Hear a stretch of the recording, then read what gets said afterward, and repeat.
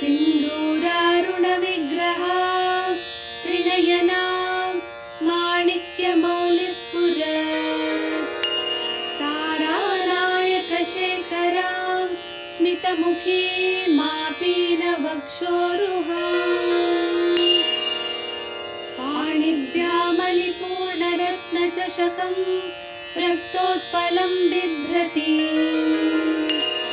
सौम्यां रत्नघटस्थरक्तचरणां ध्याये.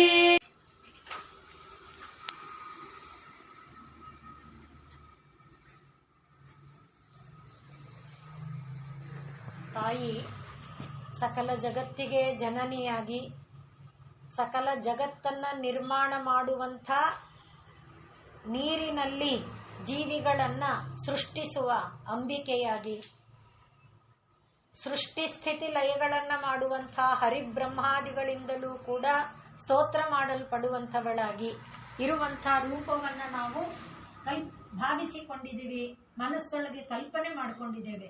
ಈಗ ತಾಯಿ ನಾರಾಯಣಿ ಅಂದ ಕೂಡಲೇ ಎಲ್ಲರಿಗೂ ಗೊತ್ತಾಗುತ್ತೆ.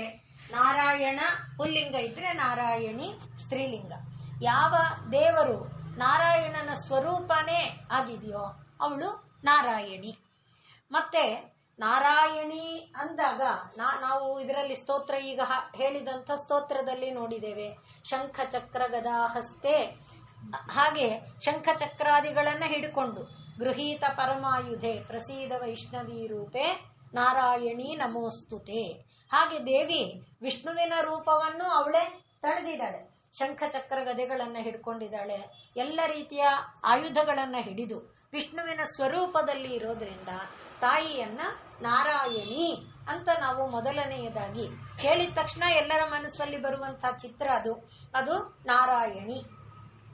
ಮತ್ತೆ ನಾರಾಯಣನ ಜೊತೆಯಲ್ಲಿ ಯಾರು ಯಾವಾಗಲೂ ಇರ್ತಾಳೋ ಅವಳು ನಾರಾಯಣಿ. ಇದು ನಾವು ಎರಡನೇದಾಗಿ ನೋಡುವಂಥದ್ದು. ಹೇಗೆ ಈಗ ಕೃಷ್ಣಾವತಾರದ ಕಾಲದಲ್ಲಿ ತಾಯಿ ಏನಾದ್ಲು, ಅವಳು ಯಶೋದೆಯ ಮನೆಯಲ್ಲಿ ಮೊದಲಿಗೆ ಬಂದ್ಲು, ಆ ನಂತರ ಇಲ್ಲೂ ಬಂದ್ಲು. ಹಾಗೆ ಅವಳು ವಿಷ್ಣುವಿನ ಯೋಗಮಾಯ, ಅದನ್ನ ವಿಷ್ಣು ಹೇಳಿದಾನೆ, ತನ್ನ ಯೋಗಮಾಯೆಯನ್ನ ಕರೆದು, ಹೋಗಮ್ಮ ನೀನು ಮೊದಲು, ನನಗಿಂತ ಮೊದಲು ನೀನು ಅಲ್ಲಿರು, ಯಶೋದೆ ಮನೆಯಲ್ಲಿರು, ನೀನು ಆಮೇಲೆ ಇಂತಿಂತ ಕೆಲಸ ಮಾಡು, ನೀನು ಅಲ್ಲೆಲ್ಲರಿಗೂ ನಿದ್ದೆ ಬರೆಸು, ಇವರನ್ನೆಲ್ಲ ಹೀಗೆ ಮಾಡು. ಹಾಗೆ ನಾರಾಯಣನ ಆಜ್ಞಾನುಚರಿಯಾಗಿ ಇರುವಂತ ನಾರಾಯಣನ ಯೋಗಮಾಯ ಸ್ವರೂಪಿಣಿ. ಆದ್ರಿಂದ ಅವಳು ನಾರಾಯಣಿ. ಆದ್ರಿಂದ ಶಿವನನ್ನ ಹೇಳುವಾಗ ನಾರಾಯಣಿ ಸಹಚರಾಯ ನಮಃ ಶಿವಾಯ ಅಂತಾರೆ. ನಾರಾಯಣನಿಗೆ ಜೊತೆಯಲ್ಲಿರುವಂತಹ ನಾರಾಯಣಿ, ಅವಳಿಗೆ ಸಹಚರ ಯಾರು? ಶಿವ. ಅಂಥವನಿಗೆ ನಮಸ್ಕಾರ ಅನ್ನುವಾಗ ನಾರಾಯಣಿ ಅನ್ನುವವಳು ನಾರಾಯಣನ ಧರ್ಮವನ್ನ ಹೊತ್ಕೊಂಡಿದ್ದಾಳೆ, ನಾರಾಯಣನ ಆಜ್ಞೆಯನ್ನ ಪರಿಪಾಲಿಸ್ತಾಳೆ.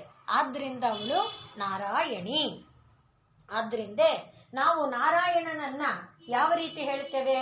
ಆರ್ತ ವಿಷಣ್ಣ ಶಿಥಿಲಾಶ್ಚ ಭೀತಾ ಘೋರೇಶು ಚ ವ್ಯಾಧಿಷು ವರ್ತಮಾನಾ ಸಂಕೀರ್ತ್ಯ ನಾರಾಯಣ ಶಬ್ದ ಮಾತ್ರಂ ವಿಮುಕ್ತ ದುಃಖ ಸುಖಿನೋ ಭವಂತಿ.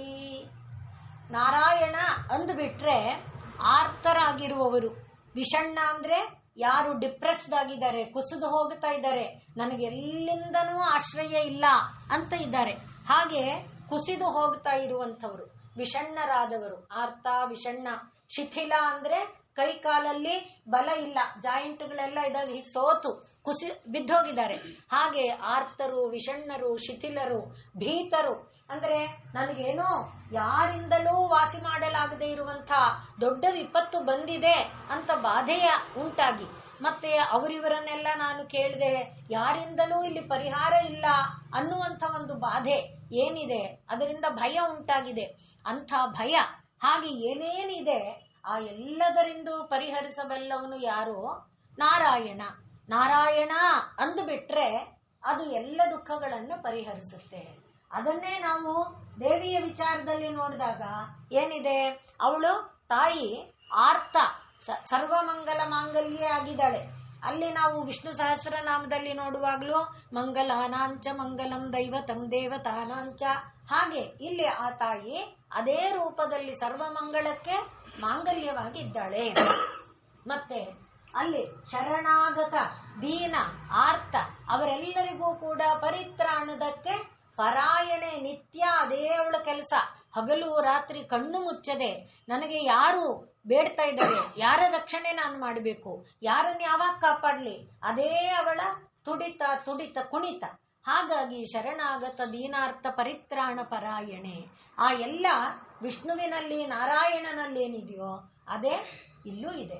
ಆದ್ರಿಂದ ಅಂಥ ನಾರಾಯಣಿ ಅನ್ನುವುದನ್ನು ನಾವೀಗ ನಾರಾಯಣನ ಧರ್ಮಗಳು ಅದೇ ನಾರಾಯಣಿಯಲ್ಲಿ ಇರುವುದರಿಂದ ಇವಳು ನಾರಾಯಣಿ ಅನ್ನುವುದನ್ನ ಎರಡನೇದಾಗಿ, ನಾರಾಯಣನ ಸಹ ಜೊತೆಯಲ್ಲಿ ಇರುವವಳಾದ ಕಾರಣ, ಸಹೋದರಿ ಆದ ಕಾರಣ ನಾರಾಯಣಿ. ಹಾಗೆ ನಾರಾಯಣನಲ್ಲಿರುವಂಥ ಆರ್ತ ವಿಷಣ್ಣಾದಿ ಗುಣಗಳನ್ನ ನಿವಾರಣೆ ಮಾಡುವ ಶಕ್ತಿಯನ್ನ ಇವಳು ಹೊಂದಿದ್ದಾಳಾದ ಕಾರಣ ನಾರಾಯಣಿ. ನಾರಾಯಣನು ಹೊಂದಿರುವಂತಹ ಶಂಖಚಕ್ರ ಗದಾ ಶಾರ್ಂಗಾದಿ ಆಯುಧಗಳನ್ನ ಧರಿಸಿ ಅವಳು ನಾರಾಯಣನು ಮಾಡುವಂತಹ ನರ ಸಂರಕ್ಷಣೆಯ ಕಾರ್ಯವನ್ನ ಮಾಡ್ತಾ ಇದ್ದಾಳೆ ಅನ್ನುವ ಕಾರಣ ನಾರಾಯಣಿ. ಎಲ್ಲ ಮಂಗಳಕ್ಕೆ ಮಂಗಳನಾಗಿರುವಂಥ ಪರಮಾತ್ಮ ನಾರಾಯಣನಂತೆ ಇವಳು ಎಲ್ಲ ಮಂಗಳಕ್ಕೆ ಮಂಗಳಾಗಿದ್ದಾಳೆ ಕಾರಣ ನಾರಾಯಣಿ. ಹೀಗೆ ಅವಳನ್ನ ನಾವು ನಾರಾಯಣಿ ಎಂಬುದಾಗಿ ಮೊದಲಿಗೆ ನಮ್ಮ ಒಂದು ಕಣ್ಮುಂದೆ ಚಿತ್ರವನ್ನ ತಂದ್ಕೊಳ್ಬಹುದು. ಸುಲಭವಾಗಿ ಇದು ಮನಸ್ಸಿಗೆ ಅರ್ಥ ಆಗುತ್ತೆ. ಇನ್ನು ತಾತ್ವಿಕವಾದ ನೆಲೆಗೆ ನಾವು ಬರೋದಾದರೆ, ನಾರ ಅಂತ ಹೇಳಿದ್ರೆ ನರರು ಅಂತ. ಮೊದಲಿಗೆ ನರರಿಂದ ಅಥವಾ ನರನಿಂದ ಬಂದದ್ದು. ನರ ಅಂದ್ರೆ ಯಾರು ಅಂದ್ರೆ ಆತ್ಮಶಕ್ತಿ. ಆತ್ಮ ಅಂದ್ರೆ ಪರಮಾತ್ಮ. ಇಲ್ಲೆಲ್ಲ ಇದೆಯಲ್ವಾ ಆತ್ಮ, ಪ್ರತಿಯೊಂದರೊಳಗೂ ಆತ್ಮ ಇದೆ. ಅದೆಲ್ಲ ಒಂದೊಂದೇ ಕಿಡಿ. ಆ ಕಿಡಿ ಎಲ್ಲ ಸೇರಿದ್ದು ದೊಡ್ಡ ಸಮಷ್ಟಿಯಾದ್ರೆ ಅದು ನರನೇ. ಆದ್ರಿಂದ ನರ ಅನ್ನುವುದನ್ನ ಆತ್ಮ ಅಂತ ಇಟ್ಕೊಂಡ್ರೆ, ನಾವು ಮಂತ್ರ ಅನೇಕ ಬಾರಿ ನೋಡಿದ್ದೇವೆ. ತಸ್ಮಾದಾತ್ಮನ ಆಕಾಶ ಸಂಭೂತಃ, ಆಕಾಶಾದ್ವಾಯು, ವಾಯೋರಗ್ನಿ, ಅಗ್ನೇರಾಪಃ, ಅಭ್ಯಃ ಪೃಥಿವೀ, ಪೃಥಿವ್ಯಾವೋಷಧಯಃ, ಓಷಧಿಭ್ಯೋನ್ನಂ, ಅನ್ನಾತ್ ಪುರುಷಃ. ಅಂದ್ರೆ ಈ ಒಂದು ಪ್ರತಿಯೊಂದು ಶರೀರ, ಪುರುಷ ಅಂದ್ರೆ ನಮ್ಮ ಶರೀರ ಅಲ್ಲ, ಯಾವ ವಿಶ್ವದಲ್ಲಿರುವಂಥ ಏನೇನು ಶರೀರ ಇದೆ, ಗಿಡದ ಶರೀರ, ಮರದ ಶರೀರ, ಬಳ್ಳಿಯ ಶರೀರ, ಕಲ್ಲಿನ ಶರೀರ, ಮಣ್ಣಿನ ಶರೀರ, ಬಾಗಿಲು ಶರೀರ, ಗೋಡೆ, ಎಲ್ಲ ಶರೀರ ಅಂದ್ರೆ ಆಕೃತಿ, ಕಾಣುವಂಥದ್ದು. ಆ ಎಲ್ಲದರಲ್ಲಿ ಆ ಎಲ್ಲಾ ರೂಪವನ್ನ ತಳೆದಿರೋದು ಯಾವುದು ಅಂದ್ರೆ ಈ ನರ ಅನ್ನುವುದೇ. ಆದ್ರಿಂದ ನರನಿಂದ ಬಂದದ್ದು ನಾರ, ನರನಿಗೆ ಸಂಬಂಧಪಟ್ಟದ್ದು ನಾರ. ಆದ್ರಿಂದ ಈ ಎಲ್ಲವೂ ಕೂಡ ಆತ್ಮವಸ್ತು ಅಂತ ನಾವು ಇಟ್ಕೊಂಡ್ರೆ, ಆ ಆತ್ಮದಿಂದ ಬಂದದ್ದು ಯಾವುದು? ಆಕಾಶ, ವಾಯು, ಪೃಥಿವಿ, ತೇಜ, ಅಪ್ಪು, ಇವರೆಲ್ಲ ನಾರ. ಆದ್ರಿಂದ ಈ ನಾರರಿಗೆ ಅಯನ ಅಂದ್ರೆ ದಾರಿ. ಈಗ ಪರಮಾತ್ಮ ಏನು ಮಾಡ್ದ, ಸೃಷ್ಟಿ ಮಾಡುವ ಮೊದಲು ನಾನು ತುಂಬಾ ಆಗಬೇಕು ಅನ್ಕೊಂಡ. ಹಾಗೆ ಅವನು ತುಂಬಾ ಆಗಬೇಕು ಅನ್ಕೊಂಡ ಮೇಲೆ ಏನು ಮಾಡ್ದ? ಈಗ ಹೇಳಿದ್ವಲ್ಲ, ತಸ್ಮಾದ್ ಆತ್ಮನಿಂದ ಆಕಾಶ, ವಾಯು ಇದೆಲ್ಲ ಸೃಷ್ಟಿ ಮಾಡ್ದ. ಮಾಡಿದ ಮೇಲೆ ಏನ್ ಮಾಡ್ದ? ಅದನ್ನೆಲ್ಲ ಪೀಸ್ ಮಾಡಿದ. ಅದನ್ನ ಈ ಜೀವಕ್ಕೆ, ಆ ಜೀವಕ್ಕೆ, ಆ ಜೀವಕ್ಕೆ ಅಂತ ಈ ಸಕ್ಕರೆ ದೊಡ್ಡ ಪಾತ್ರೆನಲ್ಲಿ ಇದು ಮಾಡಿದ್ವಿ, ಏನು ಪಾಕ ಮಾಡಿದ್ವಿ. ಪಾಕ ಮಾಡಿದ್ದು ದೊಡ್ಡ ಪಾತ್ರೆದನ್ನ ಸಣ್ಣ ಪಾತ್ರೆಗೆ ಹಾಕೊಂಡ್ವಿ, ಸಣ್ಣ ಪಾತ್ರೆದನ್ನ ಪುಟ ಪುಟ ಪುಟ ಪುಟ ಅಚ್ಚುಗಳಿಗೆ ಹಾಕಿದ್ವಿ. ಹಾಗೆ ಇವನು ದೊಡ್ಡದಾಗಿ ಮಾಡಿದ, ಅದನ್ನ ಮತ್ತೆ ಪುಟ ಪುಟ ಪುಟ ಮಾಡ್ದ. ಹಾಗೆ ಅದನ್ನೆಲ್ಲ ವಿಭಜನೆ ಮಾಡಿ ಈಗ ಎಲ್ಲದರ ಒಳಗೆ ಅವನಾದ. ಎಲ್ಲದರೊಳಗೂ ನಾವು ದೊಡ್ಡ ಪಾತ್ರೆಯಲ್ಲಿ ಮಾಡಿದ್ದು ಸಕ್ಕರೆ ಪಾಕ ಇದೆ. ಆ ಸಕ್ಕರೆ ಪಾಕನೇ ಈಗ ಏನಾಯ್ತು? ಪುಟ್ ಪಾತ್ರೆಗೆ ಬಂತು. ಪುಟ್ ಪಾತ್ರೆಯಿಂದ ಏನಾಯ್ತು? ಸಣ್ಣ ಸಣ್ಣ ಅಚ್ಚುಗಳ ಒಳಗೆ ಹೋಯ್ತು ಅಲ್ವಾ? ಆದ್ರೆ ಅವೆಲ್ಲನೂ ಯಾವುದು? ದೊಡ್ಡ ಪಾತ್ರೆಯಲ್ಲಿ ಇದ್ದಿದ್ದ ಸಕ್ಕರೆ ಪಾಕನೇ. ಅದೇ ರೀತಿಯಲ್ಲಿ ಇದೆ ಇದು. ಆದ್ರಿಂದ ಈಗ ಈ ವಾಯು, ಆಕಾಶ, ಪಂಚಭೂತ, ಪಂಚತನ್ಮಾತ್ರ ಇವರೆಲ್ಲರೂ, ಮತ್ತೆ ಇವರನ್ನ ರೂಪವಾಗಿ ಮಾಡಿದಾನಲ್ಲ, ತುಂಡು ತುಂಡು ತುಂಡು ಮಾಡಿ ರೂಪವಾಗಿ, ಆ ರೂಪ ಅವರೆಲ್ಲರನ್ನ ನಾವು ಹಿಡ್ಕೊಂಡ್ರೆ ಎಲ್ಲಿ ಹೋಗ್ತೀವಿ? ಮೂಲ ಪಾಕದ ಪಾತ್ರೆಗೆ ಹೋಗ್ತೀವಿ. ಅದೇ ರೀತಿಯಲ್ಲಿ ಪರಮಾತ್ಮ ಇವರೆಲ್ಲರಿಗೂ ಅವನೇ ಅಯ್ಯನ ಆಗಿದ್ದಾನೆ, ದಾರಿ ಆಗಿದ್ದಾನೆ. ಮತ್ತೆ ಇವರೆಲ್ಲರನ್ನ ತನ್ನ ಮಾರ್ಗ ಮಾಡ್ಕೊಂಡಿದ್ದಾನೆ. ಯಾಕಿದನ್ನೆಲ್ಲ ಸೃಷ್ಟಿ ಮಾಡ್ದ? ಅವನಿಗೋಸ್ಕರ ಮಾಡ್ಕೊಂಡ, ನನಗೋಸ್ಕರ ಮಾಡಿಲ್ಲ, ಅವನಿಗೋಸ್ಕರ ಮಾಡ್ಕೊಂಡ. ಅವನಿದರಲ್ಲಿ ಆನಂದ ಪಡ್ತಾ ಇದ್ದಾನೆ. ಆದರೆ ಇದರ ಮಧ್ಯದಲ್ಲಿ ನಾವು ಆನಂದ ಪಡ್ತಿದೀವಿ ಅಂತ ನಾವು ಅನ್ಕೊಂಡಿರೋದು ನಮ್ಮ ಭ್ರಮೆ. ನಾವು ಕಷ್ಟ ಪಡ್ತಾ ಇದ್ದೀವಿ, ನಾವು ಸುಖ ಪಡ್ತಾ ಇದ್ದೀವಿ, ದೇವರು ನಮಗೆ ಕಷ್ಟ ಕೊಟ್ಟು ಅವನ ಆನಂದ ಪಡ್ತಾ ಇದ್ದಾನೆ, ಹೀಗೆ ಅನ್ಕೊಳ್ಳೋದು ನಮ್ಮ ಭ್ರಮೆನೇ ಹೊರತು ದೇವರೇ ಕಷ್ಟವನ್ನಾದ್ರೂ ಅವನೇ ಪಡ್ತಿದ್ದಾನೆ, ಸುಖವನ್ನಾದ್ರೂ ಅವನೇ ಪಡ್ತಿದ್ದಾನೆ. ಈ ಕಷ್ಟ ಸುಖನ ಲೋಕಕ್ಕೆ ಅವನೇ ಕೊಟ್ಟಿದ್ದಾನೆ, ಅವನೇ ಅದನ್ನ ತಗೊಳ್ತಾನೆ. ಹೀಗೆ ಇದನ್ನೆಲ್ಲ ಯಾತಕ್ಕೆ ಕೊಟ್ಟಿದ್ದಾನೆ? ಅವನ ಅನುಭವಿಸಕ್ಕೆ ಅವನು ಕೊಟ್ಕೊಂಡಿದ್ದಾನೆ. ಆ ರೀತಿಯ ವಿಚಾರ ಇದೆಯಲ್ಲ, ಅದನ್ನೇ ಈ ಮಂತ್ರ ಹೇಳಿದೀಗ, ತಸ್ಮಾದಾತ್ಮನ. ಆ ರೀತಿ ಆ ಪರಮಾತ್ಮ ಏನು ಮಾಡ್ದ? ತನಗೆ ಬೇಕಾದ್ದನ್ನೆಲ್ಲ ಸೃಷ್ಟಿ ಮಾಡ್ದ, ತಾನದರೊಳಗೆ ಹೋಗಿ ತಾನದನ್ನು ಅನುಭವಿಸ್ತಿದ್ದಾನೆ. ಮತ್ತೆ ನಾವು ವಾಪಸ್ ಹೋಗ್ಬೇಕಾದ್ರೆ ಅದೇ ದಾರಿಯಲ್ಲೇ ವಾಪಸ್ಸು ಬಂದ. ನಾವು ಇದನ್ನ ಸುಮಾರು ಸಲ ಹೇಳ್ಕೊಂಡಿದೀವಿ. ಒಂದ್ರೊಳಗೆ ಒಂದು ಹೋಗುವಾಗ, ಈಗ ಇದು ಪೃಥ್ವಿಗೆ ಅಂದ್ರೆ ಗಂಧ ಏನಾಗಬೇಕು? ಪೃಥ್ವಿಯಲ್ಲಿ ಹೋಗ್ಬೇಕು. ರೂಪ ಏನಾಗಬೇಕು? ಕಣ್ಣೊಳಗೆ ಹೋಗ್ಬೇಕು. ಶಬ್ದ ಏನಾಗಬೇಕು? ಕಿವಿಯಲ್ಲಿ ಹೋಗ್ಬೇಕು. ಆಮೇಲೆ ಏನಾಗಬೇಕು? ಪೃಥ್ವಿ ಅಪ್ಪಿನೊಳಗೆ, ಅಪ್ಪು ತೇಜ ಒಳಗೆ, ತೇಜ ವಾಯುವಿನೊಳಗೆ, ವಾಯು ಆಕಾಶ. ಹಾಗೆ ಒಂದರೊಳಗೆ ಕೊನೆಗೇನು ಉಳೀತು? ಅದೇ ಉಳೀತು. ಆದ್ದರಿಂದ ನಾರಾಯಣ ಅಂದ್ರೆ ಏನಾಯ್ತು? ಈ ಪ್ರಪಂಚದಲ್ಲಿ ನಾವು ನೋಡ್ತಾ ಇದ್ದೇವಲ್ಲ, ಈ ಒಂದು ಚಾಪೆನೋ, ಈ ಒಂದು ಮಣೆನೋ, ಈ ಒಂದು ಬಾಗಿಲೋ, ಈ ಒಂದು ನೆಲನೋ, ಈ ಒಂದು ಗೋಡೆ, ಏನೇನ್ ನೋಡ್ತಾ ಇದ್ದೇವೆ, ಹಾಗೆ ಇಲ್ಲಿರುವಂತ ಬಂಧು ಬಾಂಧವರನ್ನು, ಹಾಗೆ ಓಡಾಡುವಂತ ಪಶು ಪಕ್ಷಿ ಕೀಟ ಪ್ರಾಣಿಗಳನ್ನು, ಆ ಎಲ್ಲವೂ ಕೂಡ ಪರಮಾತ್ಮನ ಕಡೆಗೆ ಹೋಗುವ ದಾರಿ. ಅದನ್ನ ನಾವು ಹಿಡ್ಕೊಂಡ್ರೆ, ಅಂದ್ರೆ ಇದು ಪರಮಾತ್ಮ, ಇದು ಪರಮಾತ್ಮ, ಇದು ಪರಮಾತ್ಮ ಅಂತ ನಾವು ಭಾವಿಸ್ತಾ ಹೋದ್ರೆ ಅದು ಯಾರ ಅಯನವಾಗತ್ತೆ? ಪರಮಾತ್ಮನ ಅಯನವಾಗತ್ತೆ. ಪರಮಾತ್ಮನ ಸೇರುವ ದಾರಿ, ಅಯನ ಅಂದ್ರೆ ದಾರಿ. ಆದ್ರಿಂದ ನಾರ ಅಯನ ನಾರಾಯಣ, ಅದು ಇವಳೇ ಆದಾಗ ನಾರಾಯಣಿ. ಆದ್ರಿಂದ ಈ ಸೃಷ್ಟಿ ಸ್ಥಿತಿ ಲಯ ಇದನ್ನೆಲ್ಲ ಮಾಡ್ತಾ ಇರೋದು ಪರಮಾತ್ಮ. ಯಾರಿಗೋಸ್ಕರ ಮಾಡ್ತಿದ್ದಾನೆ? ತನಗೋಸ್ಕರ ಮಾಡ್ತಿದ್ದಾನೆ.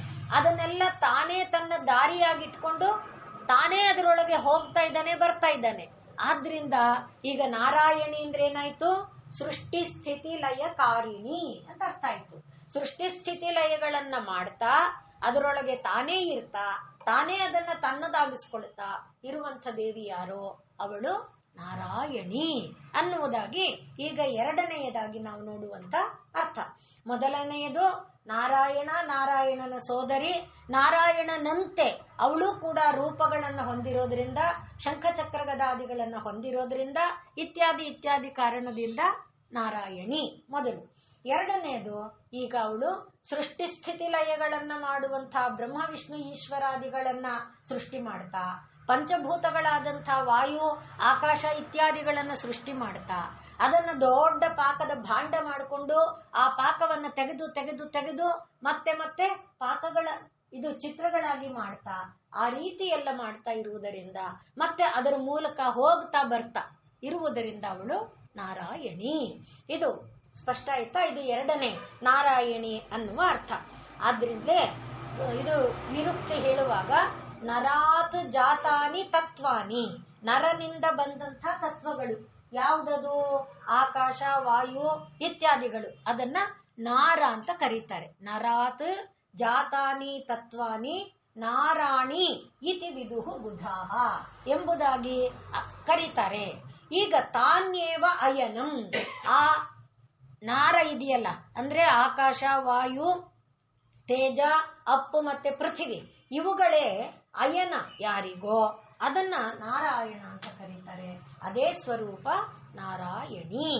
ಆದ್ರಿಂದ ನಾರಾಯಣಿ ಇದನ್ನ ಪರಮಾತ್ಮ ಈಗ ತಾನೇ ಹೇಳಿದ್ದಾನೆ ಕೂರ್ಮ ಪುರಾಣದಲ್ಲಿ. ಅಂದ್ರೆ ನಾನೇ ನಾರಾಯಣ, ನಾನೇ ನಾರಾಯಣಿ ಅಂದ್ರೆ ನಾರಾಯಣಿ ಸ್ವರೂಪನೂ ನಾನೇ, ನಾರಾಯಣ ಸ್ವರೂಪನೂ ನಾನೇ. ಆದ್ರೆ ಅದು ದೇವತೆಗಳಿಗೂ ಗೊತ್ತಾಗಲ್ಲ. ನಾನು ಎಷ್ಟೇ ಘೋಷಣೆ ಮಾಡಿದ್ರೂ ಕೂಡ ಅದ್ ಹೇಗೆ ನೀನೇ ನಾರಾಯಣ, ಅದ್ ಹೇಗೆ ಪಾರ್ವತಿ ನಾರಾಯಣಿ ಆಗುತ್ತಾಳೆ? ಅವಳು ಶಿವನ ಇದಲ್ವಾ? ನಿನಗೆ ಅವಳಿಗೆ ಯಾವ ರೀತಿ ಸಂಬಂಧ? ಸೋದರ ಸಂಬಂಧ ಹೇಳಿದ್ದೇವೆ, ಮತ್ತೆ ಆಯುಧಾದಿಗಳನ್ನ ಕೊಟ್ಟೆ. ಅದೆಲ್ಲ ಇದ್ರೂ ಕೂಡ ಅದು ಎಲ್ಲರಿಗೂ ಸುಲಭವಾಗಿ ಅರ್ಥ ಆಗಲ್ಲ ಅಂತ ಪರಮಾತ್ಮನೇ ಕೂರ್ಮ ಪುರಾಣದಲ್ಲಿ ಹೇಳ್ತಾನೆ. ಅಹಂ ನಾರಾಯಣಿ ಗೌರಿ ಜಗನ್ಮಾತಾ ಸನಾತನಿ. ನಾನು ನಾರಾಯಣ, ಗೌರಿ ಜಗತ್ತಿಗೆ ಮಾತೆ, ಅವಳು ಸನಾತನಳಾದವಳು. ವಿಭಜ್ಯ ಸಂಸ್ಥಿತೋ ದೇವ, ನಾವು ಈ ಲೋಕವನ್ನೆಲ್ಲ ವಿಭಜಿಸಿಕೊಂಡು, ಅಂದ್ರೆ ಅವಳು ಯೋಗಮಾಯೆ, ಇವನು ಜ್ಞಾನ ಸ್ವರೂಪ. ಇವನೇನ್ ಮಾಡ್ತಾನೆ, ಯೋಗಮಾಯಿಗೆ ಆಜ್ಞೆ ಮಾಡ್ತಾನೆ, ನೀ ಹೀಗ್ ಮಾಡು, ನೀ ಹೀಗ್ ಮಾಡು, ನೀ ಹೀಗ್ ಮಾಡು ಅಂತ. ಅದನ್ನೆಲ್ಲ ಎಕ್ಸಿಕ್ಯೂಟ್ ಮಾಡೋಳು ಯಾರು? ಅವಳು.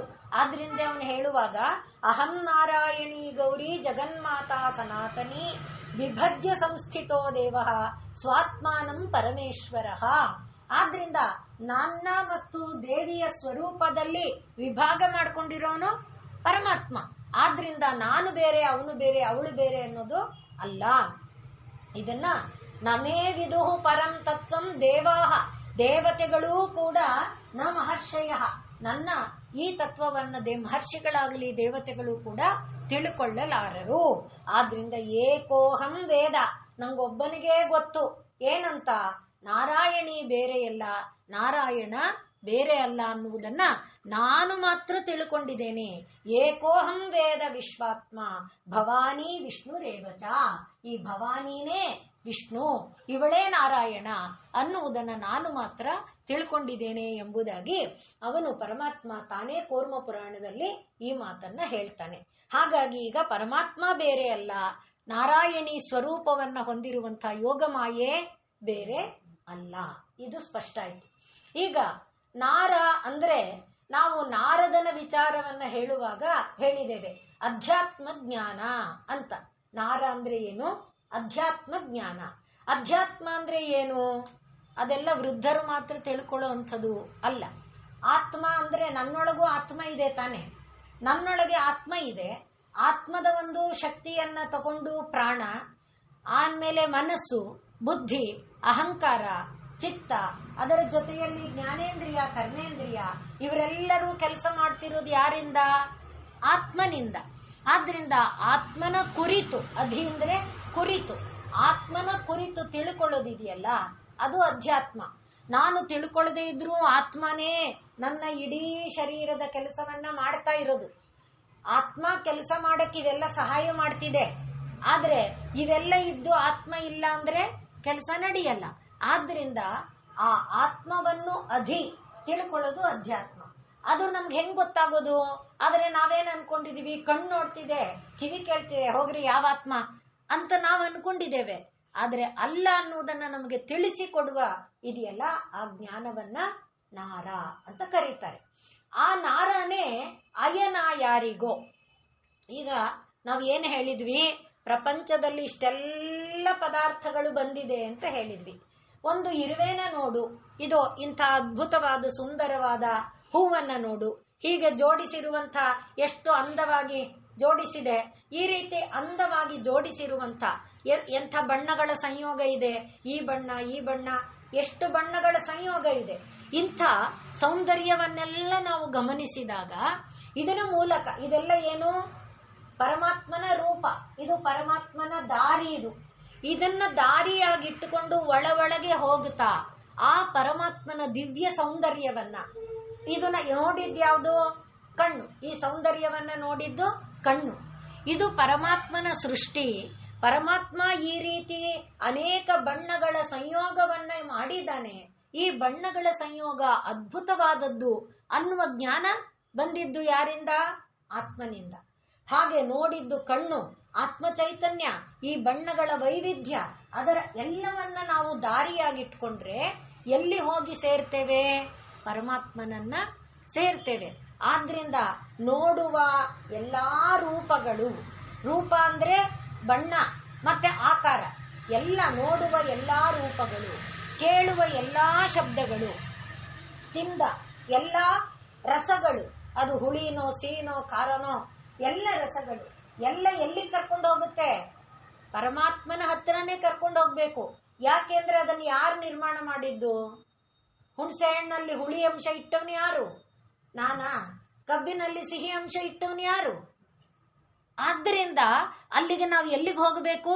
ಯಾವುದನ್ನೇ ಮುಟ್ಟಿದ್ರೂ ನಾವು ಎಲ್ಲಿ ಹೋಗಿ ಸೇರಬೇಕೋ ಅದು ನಾರ ಅಯನ.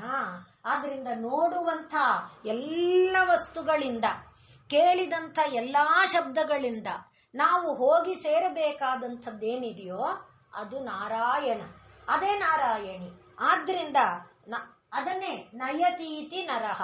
ಇವೆಲ್ಲ ನಮ್ಮನ್ನು ಎಲ್ಲಿಗೆ ಕರ್ಕೊಂಡು ಹೋಗುತ್ತೆ? ಪರಮಾತ್ಮನ ಹತ್ತಿರ ಕರ್ಕೊಂಡು ಹೋಗ್ಬೇಕು. ನಮ್ಮ ಮನಸ್ಸನ್ನ ನಾವು ಹಾಗೆ ಸಿದ್ಧ ಮಾಡ್ಕೊಳ್ಬೇಕು. ನಿಜವಾಗಿ ಕರ್ಕೊಂಡು ಹೋಗುತ್ತೆ ಯಾವಾಗ? ನಮ್ಮ ಮನಸ್ಸು ವಿಕಸಿತವಾಗಿದ್ದಾಗ. ನಮ್ಮ ಮನಸ್ಸು ಸಂಕೋಚ ಅಂದ್ರೆ ಬೇರೆ ಅರ್ಥದಲ್ಲ. ನನ್ನ ಮನಸ್ಸು ಇಷ್ಟಕ್ಕೆ ಕೇಂದ್ರೀಕರಿಸಿದೆ, ಇದನ್ನೇನ್ರಿ ದೇವ್ರು, ಇದೇನ್ರಿ ದೇವ್ರು, ಆ ರೀತಿ ಅಲ್ಲ. ಅದನ್ನ ನಾನು ವಿಕಾಸ ಮಾಡಿಕೊಂಡು ನೋಡ್ತಾ ಹೋದಾಗ ನನಗೆ ಅದರ ಅರಿವು ಬರೋದು. ಆದ್ರಿಂದ ಹಾಗೆ ನಯತೀತಿ ನರಹ, ನರರಿಗೆ ಅಯನವಾಗಿರುವಂತಹ ಈ ವಿಶ್ವಾಂಡ ಬ್ರಹ್ಮಾಂಡ ಏನಿದೆ, ಆ ವಿಶ್ವಾಂಡ ಬ್ರಹ್ಮಾಂಡದ ಪ್ರತಿ ಪದಾರ್ಥ ಅಯನವಾಗಿ ಯಾರಿಗಿದೆಯೋ, ಯಾರನ್ನ ಆ ದಾರಿಯಲ್ಲಿ ನಾವು ಹೋಗಿ ಸೇರಬಹುದೋ ಅದು ನಾರಾಯಣಿ. ಆದ್ರಿಂದ ಜಲ ಇವೆಲ್ಲವೂ ಕೂಡ ನಾರಾಯಣಿಯ ಸ್ವರೂಪನೇ ಆಗಿದೆ. ಆದ್ದರಿಂದ ನಾವು ಇಲ್ಲಿವರೆಗೆ ಅನೇಕ ಬಾರಿ ಹೇಳ್ಕೊಂಡಿದ್ದೇವೆ, ಪ್ರಪಂಚದಲ್ಲಿ ಕಂಡ ಪ್ರತಿಯೊಂದನ್ನು ಕೂಡ ಪರಮಾತ್ಮ ಅನ್ನುವುದಾಗಿ ಭಾವಿಸಬೇಕು. ಮೊದಲಿಗೆ ಅದು ಬರಲ್ಲ, ನಾವು ಅದನ್ನು ಹೇಳ್ಕೊಳ್ಬೇಕು. ನಮಗೆ ಬಾಗಿಲನ್ನ ಕಂಡಾಗ ಬಾಗಿಲು ಅಂತಾನೆ ಜ್ಞಾನ ಬರೋದು, ಗೋಡೆಯನ್ನ ಕಂಡಾಗ ಗೋಡೆ ಅಂತಾನೆ ಜ್ಞಾನ ಬರೋದು. ಗೋಡೆ ಅಂತ ಜ್ಞಾನ ಬರದೇ ಇದ್ರೆ ನನ್ನ ಕಣ್ಣು ಸರಿ ಇಲ್ಲ ಅಂತ. ಆದರೆ ಅದನ್ನ ಒಬ್ಬ ಯೋಗಿಯಾದವನು, ಒಬ್ಬ ಭಕ್ತನಾದವನು, ಈಗ ನಾವು ಗೋಪಸ್ತ್ರೀಯರನ್ನ ನೋಡಿದವಲ್ಲ, ಅವ್ರಿಗೇನಾಗಿ ಕಾಣ್ತಿತ್ತು?